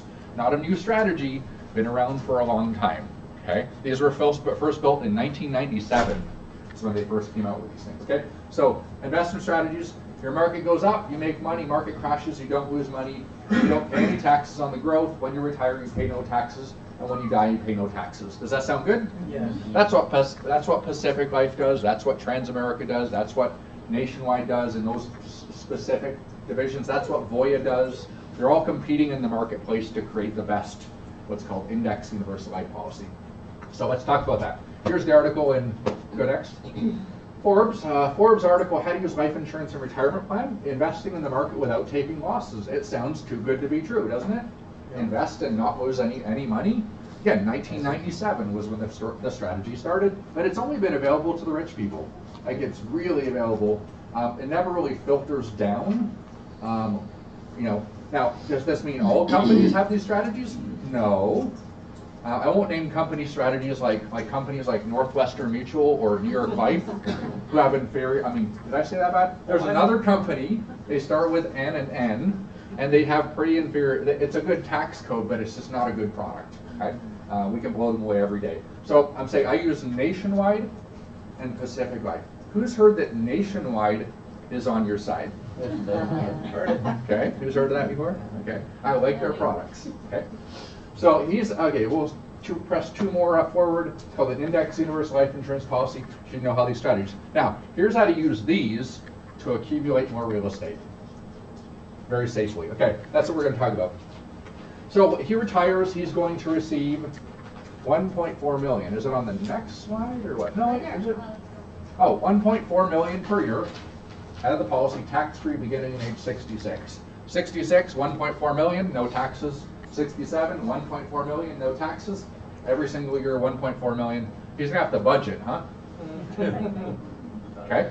Here's the crazy part. Here's what people don't know about this strategy. Jim didn't receive a salary from University of Michigan. Jim took loans. Are loans taxable? No, they're not.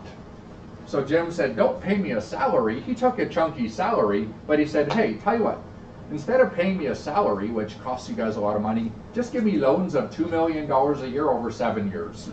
They gave him a loan. No taxes on loans. So Jim took his $2 million loan, which the Michigan just took from a bank, and just loaned $2 million. It was fully secured by this policy, so there was no risk to the bank. He got his $2 million per year, and he's sheltered under this tax code. So Jim didn't pay taxes when he earned the money. He didn't pay taxes when he grew the money. He didn't pay taxes when he retired, and he didn't pay taxes when he died. So when did Jim pay his taxes? He never. He never paid taxes on $75 million. Okay. Now here's the crazy part. If you have clients that are higher net worth individuals, net worth of over 5 million, we can do this strategy for them. It's called premium financing. We can just borrow money from the bank, finance the policies, and give your clients huge amounts of money tax-free. And you can do it. Now that requires a $5 million net worth. Okay? But you guys may know people like that. Okay? You can help them with that strategy. Okay? So let's talk about that. But then, how to use this strategy to accumulate more real estate. Let's go to the next slide. All right, so we need to do 4 things. We need to protect our current assets, right? So we need life insurance and long-term care, okay? As we're protecting our assets, if you get sick or die, right? You know, I was in the hospital, I was like, wow, I'm sure glad I have $2.8 million of life insurance and long-term care now, because now I can't buy it anymore, okay? So I was really happy I bought it. They have these hybrid policies on the market. Every one of your clients needs one. It's life insurance and long-term care combined. It's very affordable, and it helps your clients protect their real estate investments. It helps them protect their 401k. You know, I mean, very inexpensive plans on the market. You guys need to know about that. Every single, without exception, needs these type of plans. That's how to protect your assets. Then you need to grow your money with no risk. So the market goes up, you make money. The market goes down, you don't lose any money, and then pay no taxes on it. Does that sound good? Yes. Yes. Let's do it. If you just told, I mean, I could tell 100 CPAs, do that. They're like, no, you can't. That's illegal. I mean, oh, we do it all the time. Okay, good. That's why I'm getting 50 CPAs to endorse the book. That way people can't go, no, it's not legal. I'm like, actually it is. All these CPAs can endorse it. You know, they wouldn't have endorsed it if it wasn't real. Okay, good. Next. Now, you have 3 ways to invest. Fixed, get no rate of return on your money these days. Variable, ride the markets up and down. That sounds good. Okay. Now, when the markets are going up, everyone's getting excited these days, aren't they?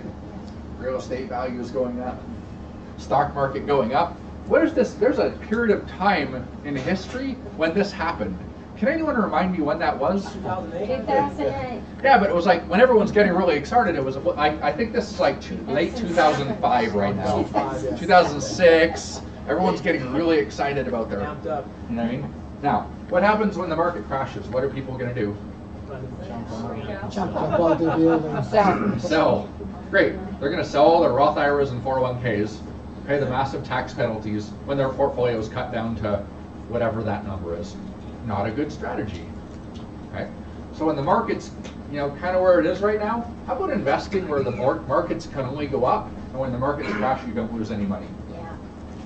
Is that valuable to your clients? Yes. Is that valuable to your family? Yes. Okay? Invest with no risk taxes. What if I told you you can invest with where you have a floor, and usually these strategies have a floor and a cap. Okay, we'll call it 13% for now. Market goes up, you make a maximum 13%. Market crashes, you're still up here. When the market starts going up, you start making money there. What if I told you you can invest with no risk and no cap in the S&P 500. Nationwide, Pacific Life, they both have the strategy. Okay, pretty cool stuff. Okay, just the competition in the market's been so fierce, they keep creating these new strategies.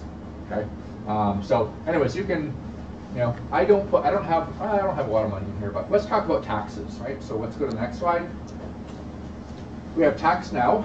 That's your savings account, lowest rate of return, highest form of taxation. Then you have mutual funds, investments, ETFs. At least you can have your money do something for you. Even if it's conservative, have your money doing something for you. Okay, so that's what I do. I don't have a lot of money in there, but then most people push their money over to 401ks and IRAs and Roth IRAs, right? Even their accountant tells them to do it. Well, think of, what was that, Charlie, right? More bad news in the mail, and then more bad news, and more bad news, okay? What if taxes are more than 70%? I mean, who knows?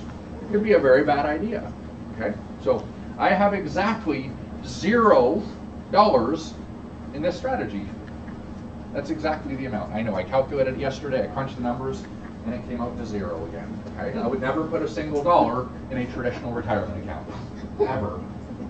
Okay? Crunch the numbers to 0. I did. I crunched them. I was like, wow, it's still 0. Wow. I crunched them yesterday. It was 0. Today, 0. That's always 0. That's funny. All right, but most people put them. Now, I want to defend this column. If you get a match, like you get $1, your employer puts in $1, take the free money, but don't overfund it. Okay? Now, my money goes here, and then through business ownership, it reduces the taxes, and then I basically put it over here. So I believe in paying taxes once to never pay taxes again. Does that sound good? Yes. Who likes that strategy? Who would pay once, just never had to pay again? Keep it up. I like that strategy. I think it's much better than deferring taxes so Uncle Sam can pick how they want to tax us on the back end. I don't like that strategy. Okay. Now, over here, you invest your money, you never pay taxes on it. Pretty cool? Municipal bonds, that's a good way to do it. At least no state and federal, depending on how you set them up. Roth IRAs, no taxes. You can use them if you want, although I don't use them myself. But if you want to fund one, great, and do some other stuff too. Index Universal Life grows the money with no risk, right? No, you know. Now, here's the cool way. Let's go to the next slides. Your goal is simply this. You want to earn your money and reduce taxes on it through business ownership. You want to build an emergency fund, but my emergency fund is in some stocks and bonds and stuff like that through my cell phone, and I'm growing my money, my emergency fund. So my money is always working for me and never sitting in a bank doing nothing. Okay? It's always doing something. Now you get yourself out of debt, you get yourself out of credit cards and auto loans. Okay? I don't do credit cards and auto loans. Like, I use a credit card for my business, but I pay it off, right? And I never pay interest on credit cards. I just don't do it. I'm like, why would I just burn my money? Okay?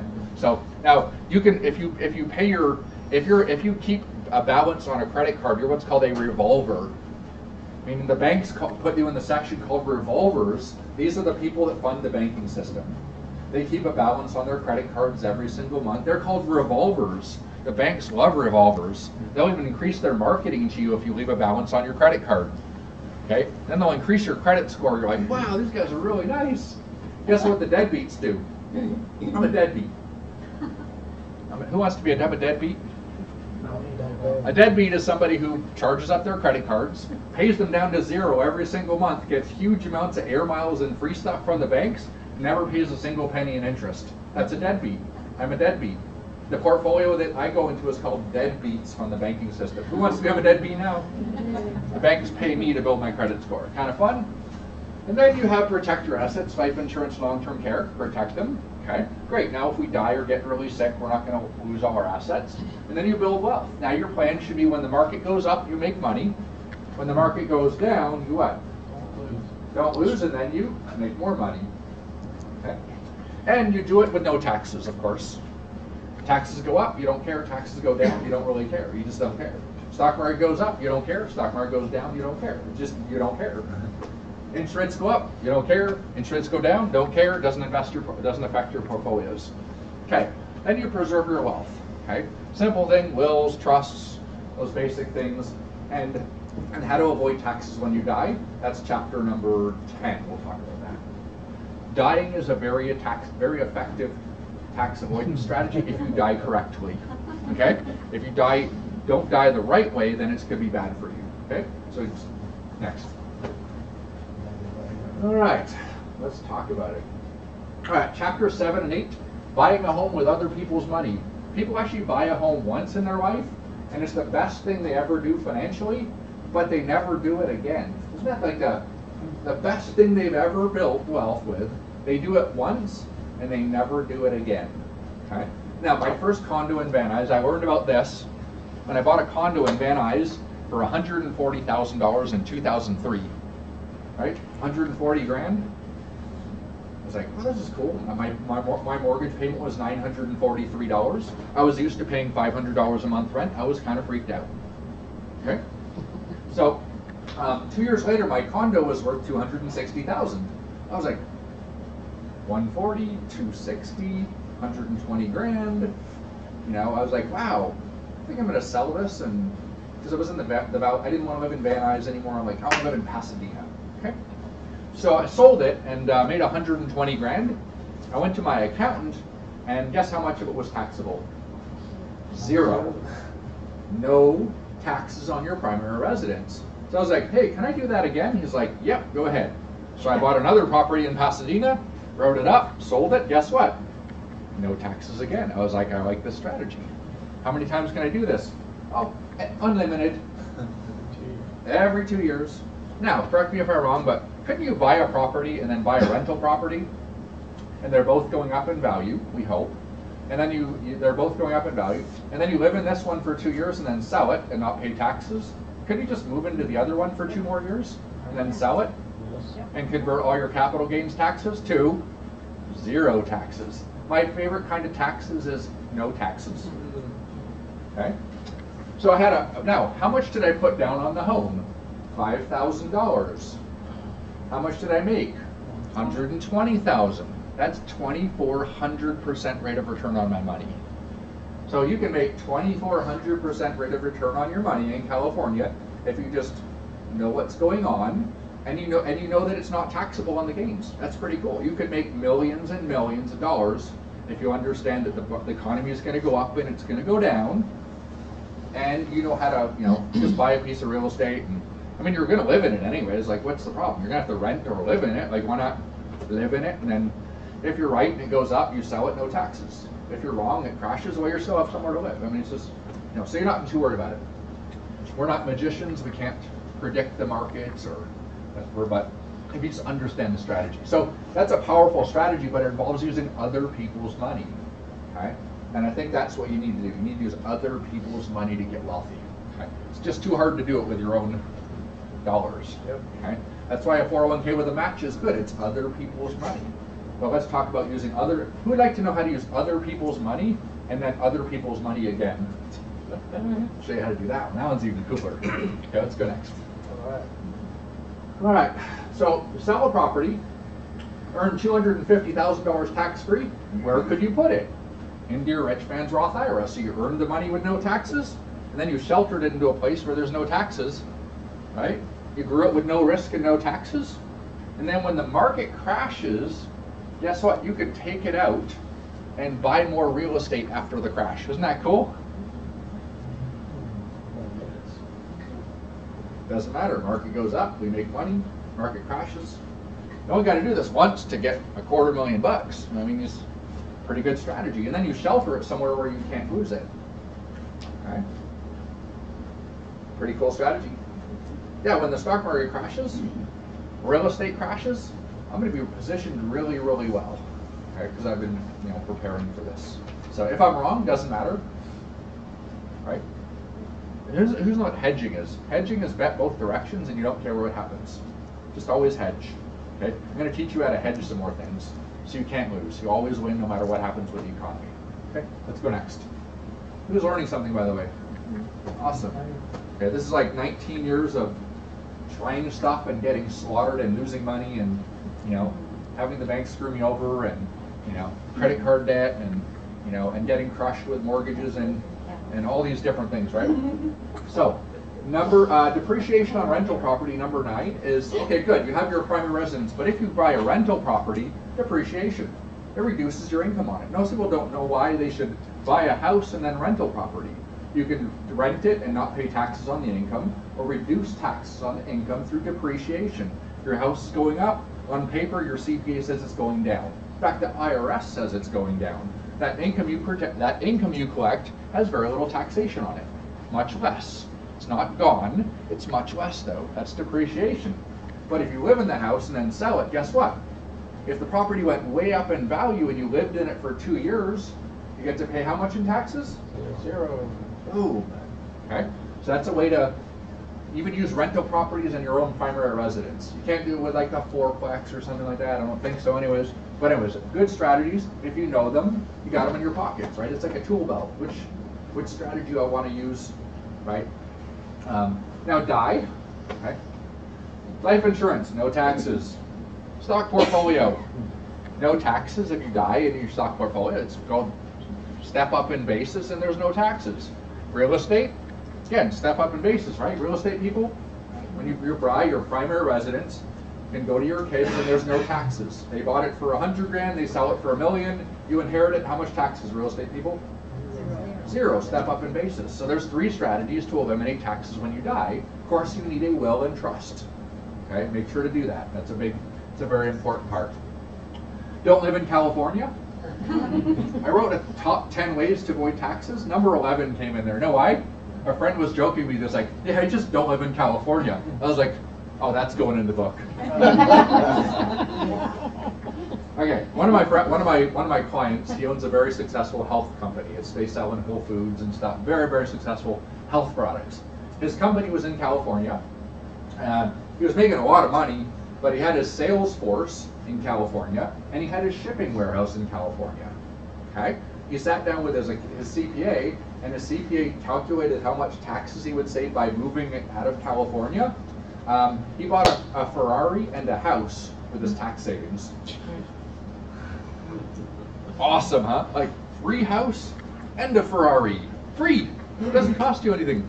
That is, he brought his employees to Austin, Texas, and then he gave them down payments for homes, so all his employees could live in homes instead of having to rent for the rest of their lives.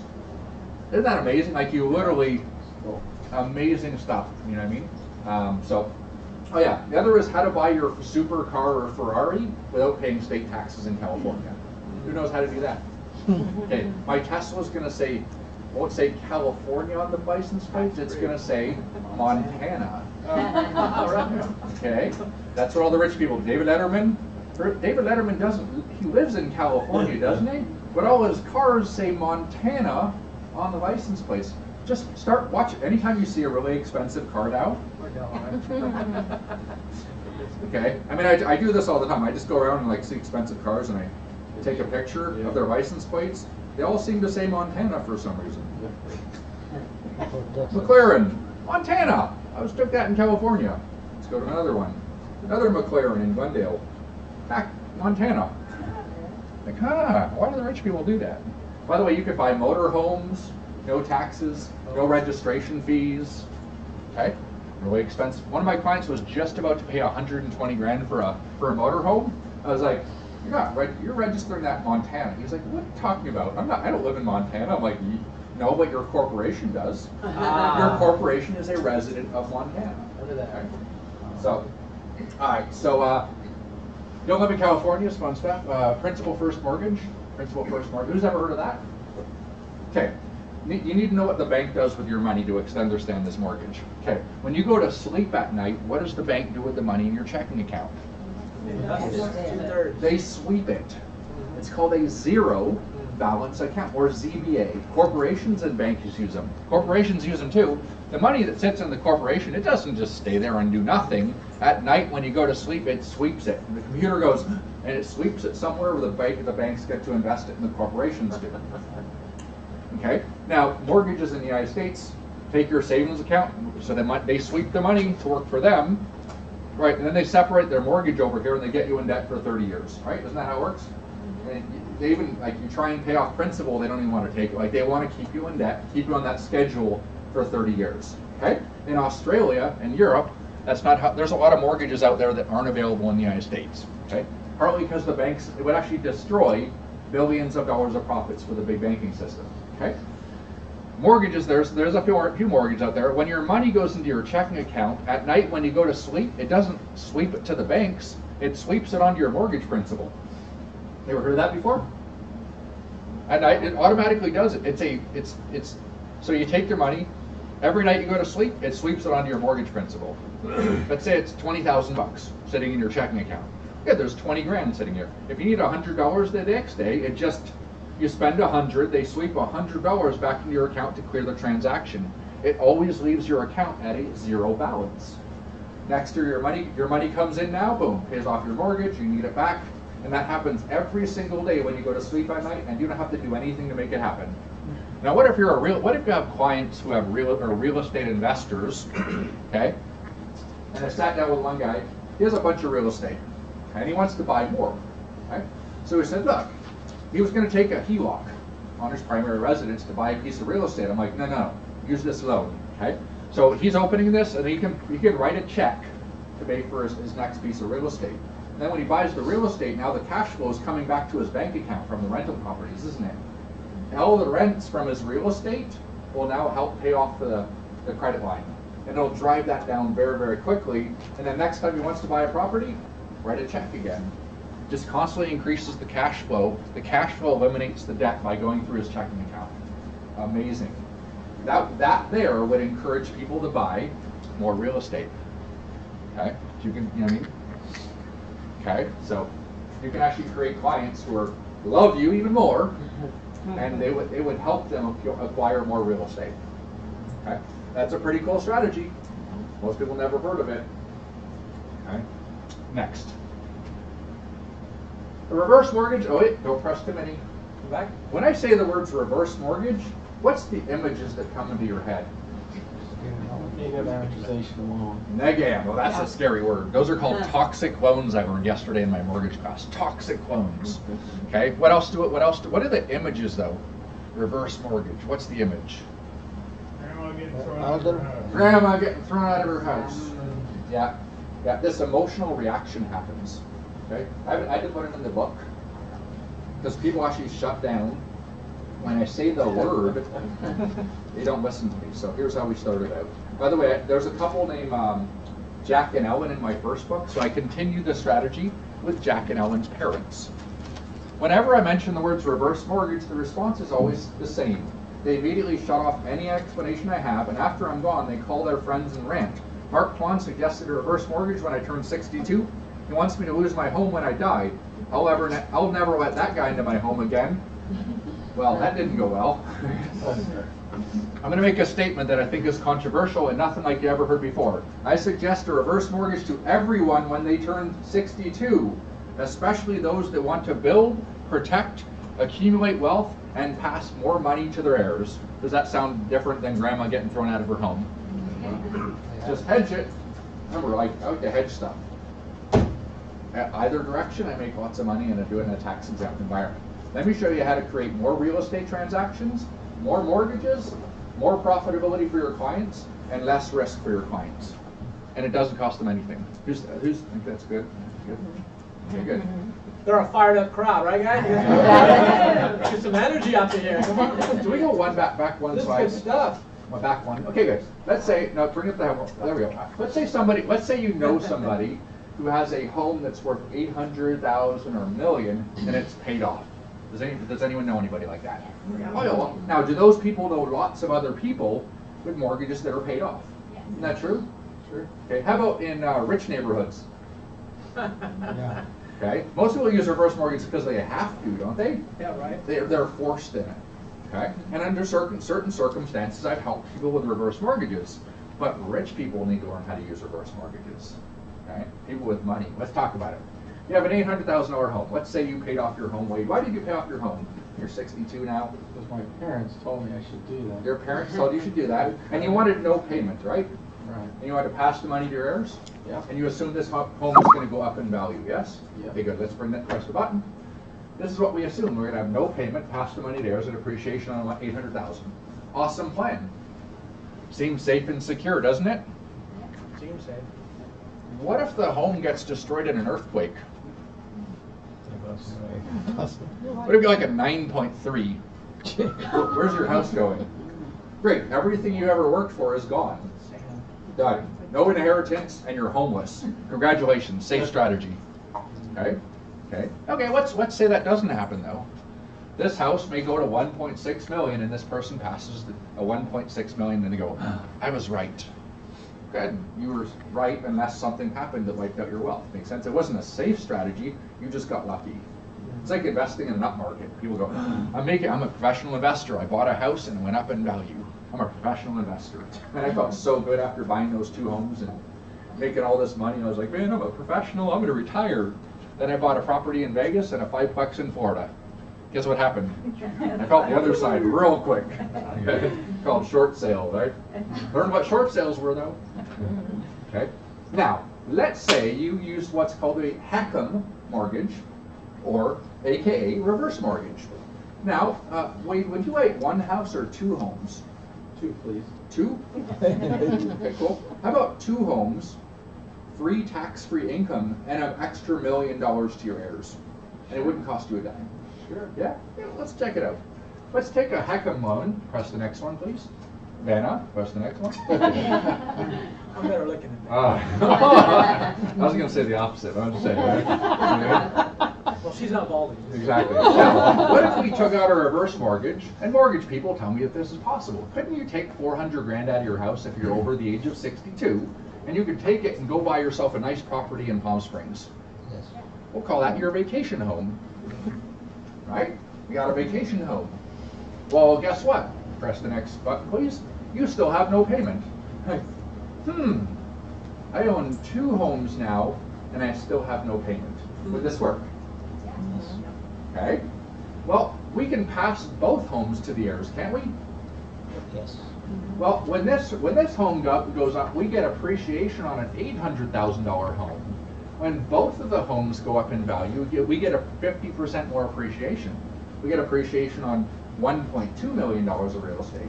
So we can't go wrong there. Real estate prices go up, we make 50% more money, and it didn't cost us anything. Now, Wade, you're not going to be on vacation all the time, are you? No. Would you maybe put this on Airbnb? Make sure you buy a nice property that's good for Airbnb, like a little golf course or something. They get some people to pay you lots of money. Let's say we could make $2,000 a month in income, or depreciation now give us a bunch of tax-free income at retirement. So we got both homes, we have no payment, we have more safety because this one got destroyed, hopefully that one's still there.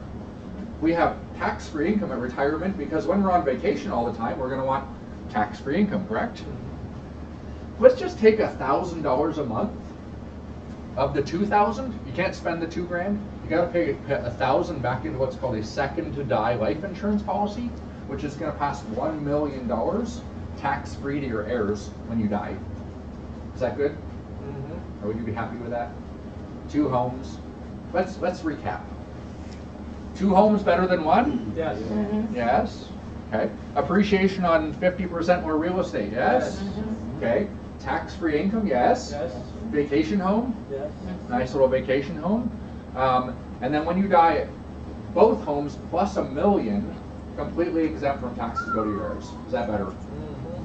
Pretty good. Pretty cool, huh? Show me the money. Now let's say that I did a seminar with a bunch of real estate and mortgage people, and what did we generate here? We generated a reverse mortgage.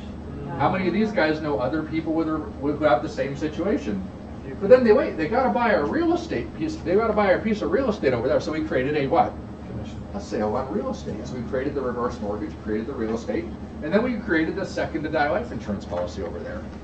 Okay, I won't tell you what the commissions are on that, but we actually helped the client, secured their retirement, protected their assets, and we can make a lot of money doing it. Is this good? Yeah, Just a cool. little bit, huh? All right, let's go to the next slide. Okay, so Remy Group, next slide, is it there? So, Oh, forward. more movement. You know? It's dancing. Go back. Maybe it's not there. All right. Okay, slides didn't show up, but, okay, good, I must have opened up the wrong presentation. Yeah, you want to- Okay, so anyways, the goals of my company that I'm starting on the side is just to partner up with CPAs, right? CPAs know other clients that can do this, don't they? real estate people know other clients that need this strategy. Real estate mortgages, real estate people, CPAs. We all have all the clients. Let's just start educating them, right? Let's start educating them on all the ways to grow and protect their assets and build wealth.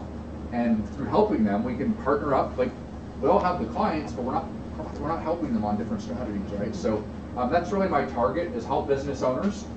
Okay, help business owners that don't know how to retire. They have the money sometimes, but they have the cash flow. Well, let's teach them how to grow it. Let's teach them how to protect it. Let's partner up with real estate, mortgage people, CPAs, grow and protect wealth. And then this company, I want to take it public, grow the valuation through real estate and mortgages, and this company, and then build that valuation and sell it for $1 billion. Yeah. Anybody who was a partner in the Remy Group, hey, maybe you had some shares. Now here's the best part. If I put this book on Amazon called The Top 10 Ways to Avoid Taxes, who buys it? Wealthy people. Isn't it right? Did we qualify our market? Yes. Okay. Somebody reads this book and they go through strategy. You're called, they get through strategy number 1 and they go, wow, this is amazing. How come my financial advisor doesn't do tax loss harvesting? How come they're not setting me up the best portfolio? And then it says, if you would like more information on these strategies, text invest to this number. So I sell a book on Amazon. I get the word invest texted to me. Guess what? I know exactly what the guy wants information for. We'll be able to harvest leads across all the United States and generate real estate, mortgages, investments, and insurance all across the United States. Okay, completely high qualified leads. So if we partner up with a CPA office that understands the strategies, I can send them more clients. The CPAs will get the best quality clients because they're going to say, hey, who do you recommend that's a CPA that can help me with these strategies? We can send the best high quality clients to CPA agencies. We can send the best high quality clients to real estate, mortgage companies throughout all of the United States. So they go to the strategy on principal first mortgage. They call their mortgage broker. They go, hey, what's a principal first mortgage? Guess what the guy says? I don't know. Well, it's easy because the book says they can text the word mortgage to me, and guess what? Hey, I just got a new client. Highly qualified lead. I know exactly what they want. There's like, oh yeah, if you want to start a business teaching others tax avoidance, text opportunity to this number. Okay? Now I'm harvesting the most entrepreneurial business owners. Somebody's in mortgage, they go, I want to teach other tax avoidance. Here we call it, boom, another mortgage broker. Partner up. So anyways, we're going to do a lot of recruiting. I love the word recruiting. I like recruiting mortgage brokers, real estates, partner up, and grow a very, very large company, which this division here, we could take public in 10 years and sell it for $1 billion. That's my goal. Help people and make a few $100 million and then sell it for $1 billion, and then we're good to go. Any questions? Who thinks that's pretty cool stuff? Okay. All right, so we have some forms for you guys to fill out, and just kind of check what you're interested in. There's lots of different questions on there. You're like, yes, no, doesn't matter. Just tell us what you're interested in, how we can help. And oh, by the way, I don't partner up with just any offices. Okay, I have very, very select offices that I'm willing to partner up with this. This is one of them, because this office has a lot of ethics and integrity. They want to do the right thing, and so I'm very, very selective on who I partner up with. This is just one of the offices because, Andy's like my Vietnamese brother from another mother. Mark. Yeah. Difference between the HELOC and the reverse mortgage, going back to that last slide. Okay.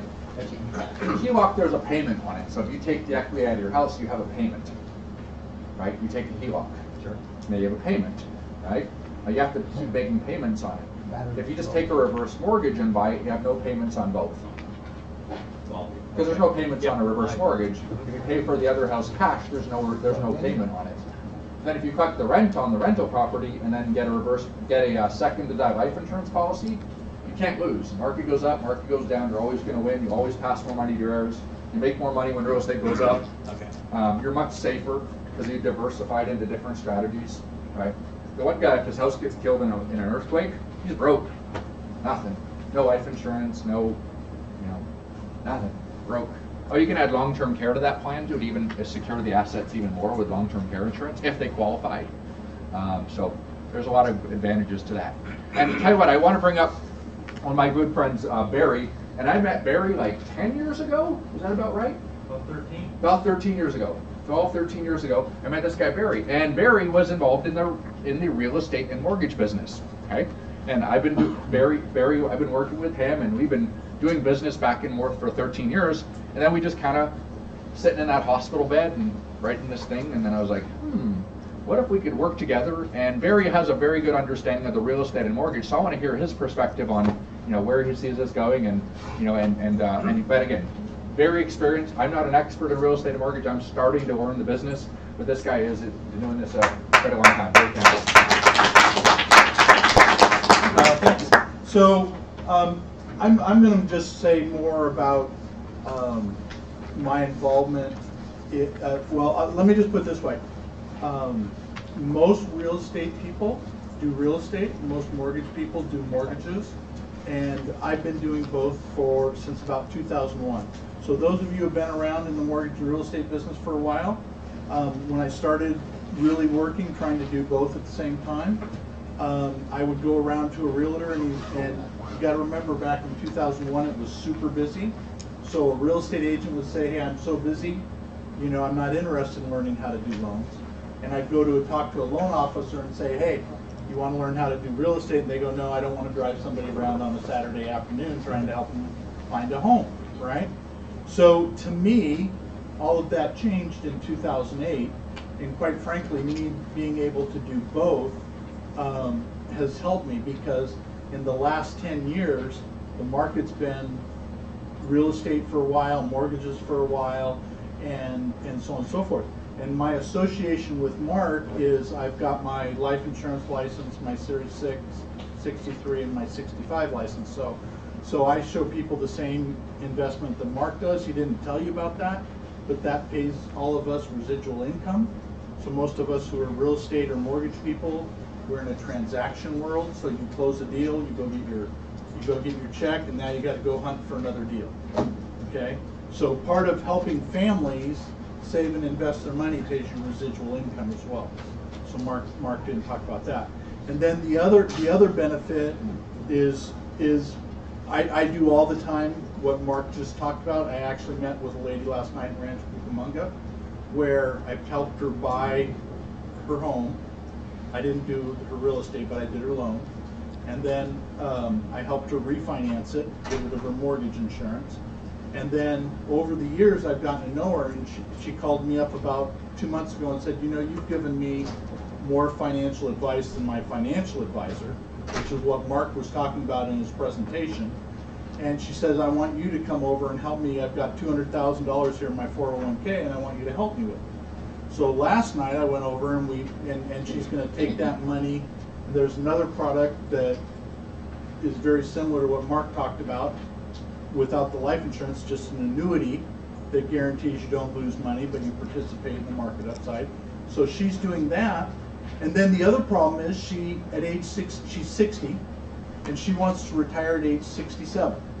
And most of us who are in that age range have a big problem. We didn't save enough money, or we got a mortgage too late in our life, right? So Mark was talking about a reverse mortgage. So what we're doing is, she's got a 401k, we're setting up a plan where at age 67, she's going to take part of the money out of her 401k, she's going to save additional money, and she's going to pay herself down so that her loan balance down so that she can get a reverse mortgage at 67. So the benefit for me is, it's hard to explain. Andy was talking to a few people today and talking about just the benefits of how all four of the different things, mortgages, real estate, investments, and insurance, how they all tie together. And they really do. And for those of us who are almost anybody, what do you need? You need clients. You need to meet people. And to be able to fish from a bigger sea or have a bigger net in the sea, it's worked for me, right? And I know it's not for everybody. Some people go, you know, I just want to be really good at this and so on and so forth. And the other thing that works here is a referral system where you don't have to learn all the intricacies of it. You just go get your license. Those of you who are real estate people, you know it's very common. You want to sell somebody a house in Dallas, and you're here in Southern California. In the real estate industry, it's very easy for us to get at least a 25% referral fee on that. You can do the same thing with all the different products we offer here, where you team up with somebody, get your licenses, and you'll do that. So, Mark, I don't know what else you wanted me to say. Yeah, and that's the thing is, I'm learning the real estate industry, but I'm not going to become an expert. Right? I want to generate the leads and throw it to the real estate people, and I'll take a cut because I'm licensed, right? Real estate people, you don't need to learn the insurance investment industry at all. When I realized how fast I can get a real estate and mortgage license, it's pretty fast, isn't it? It's really fast. Well, did you know the life licensing is about 1/10 the life and health licensing, so you can do that strategy, it's about 10 times as easy. You need to get a 60% on a multiple choice test. My niece and nephew studied for 3 hours and took their test the next day. Well, you can never write a single application your entire life, but we write it. We can cut you in legally. Let's just all do what we're good at. But let's just partner up on the strategies. Let's get on the same page so we can help our clients. I'm doing a policy on Wednesday. It's a wealthy guy who was putting money into Northwestern Mutual. Oops, said that again. Not a good policy. Okay. He's like, if you show me that that's way better than what I'm doing, I'll give you $1 million. Okay. He can't give me 200 grand over 5 years. The commission on that is $99,000 on that client. But I'll get his mortgages, I'll get his real estate, I'll get his investments, we'll get everything, right? Because we're experts on those areas. So again, let's just all do what we're good at. We don't need to become experts. I don't want to necessarily learn the real estate business or the mortgage business, but I definitely want to get paid on it. And you guys should learn how to get paid on that other stuff too. And residual income, good stuff. So guys, fill out your forms. I'll be hanging out here to chat with you guys if you have any questions. And on that, thank you for coming and enjoy the rest of We have coffee, and please help us out with some pastries. Right. Yes, sir. Yes, sir. Fantastic.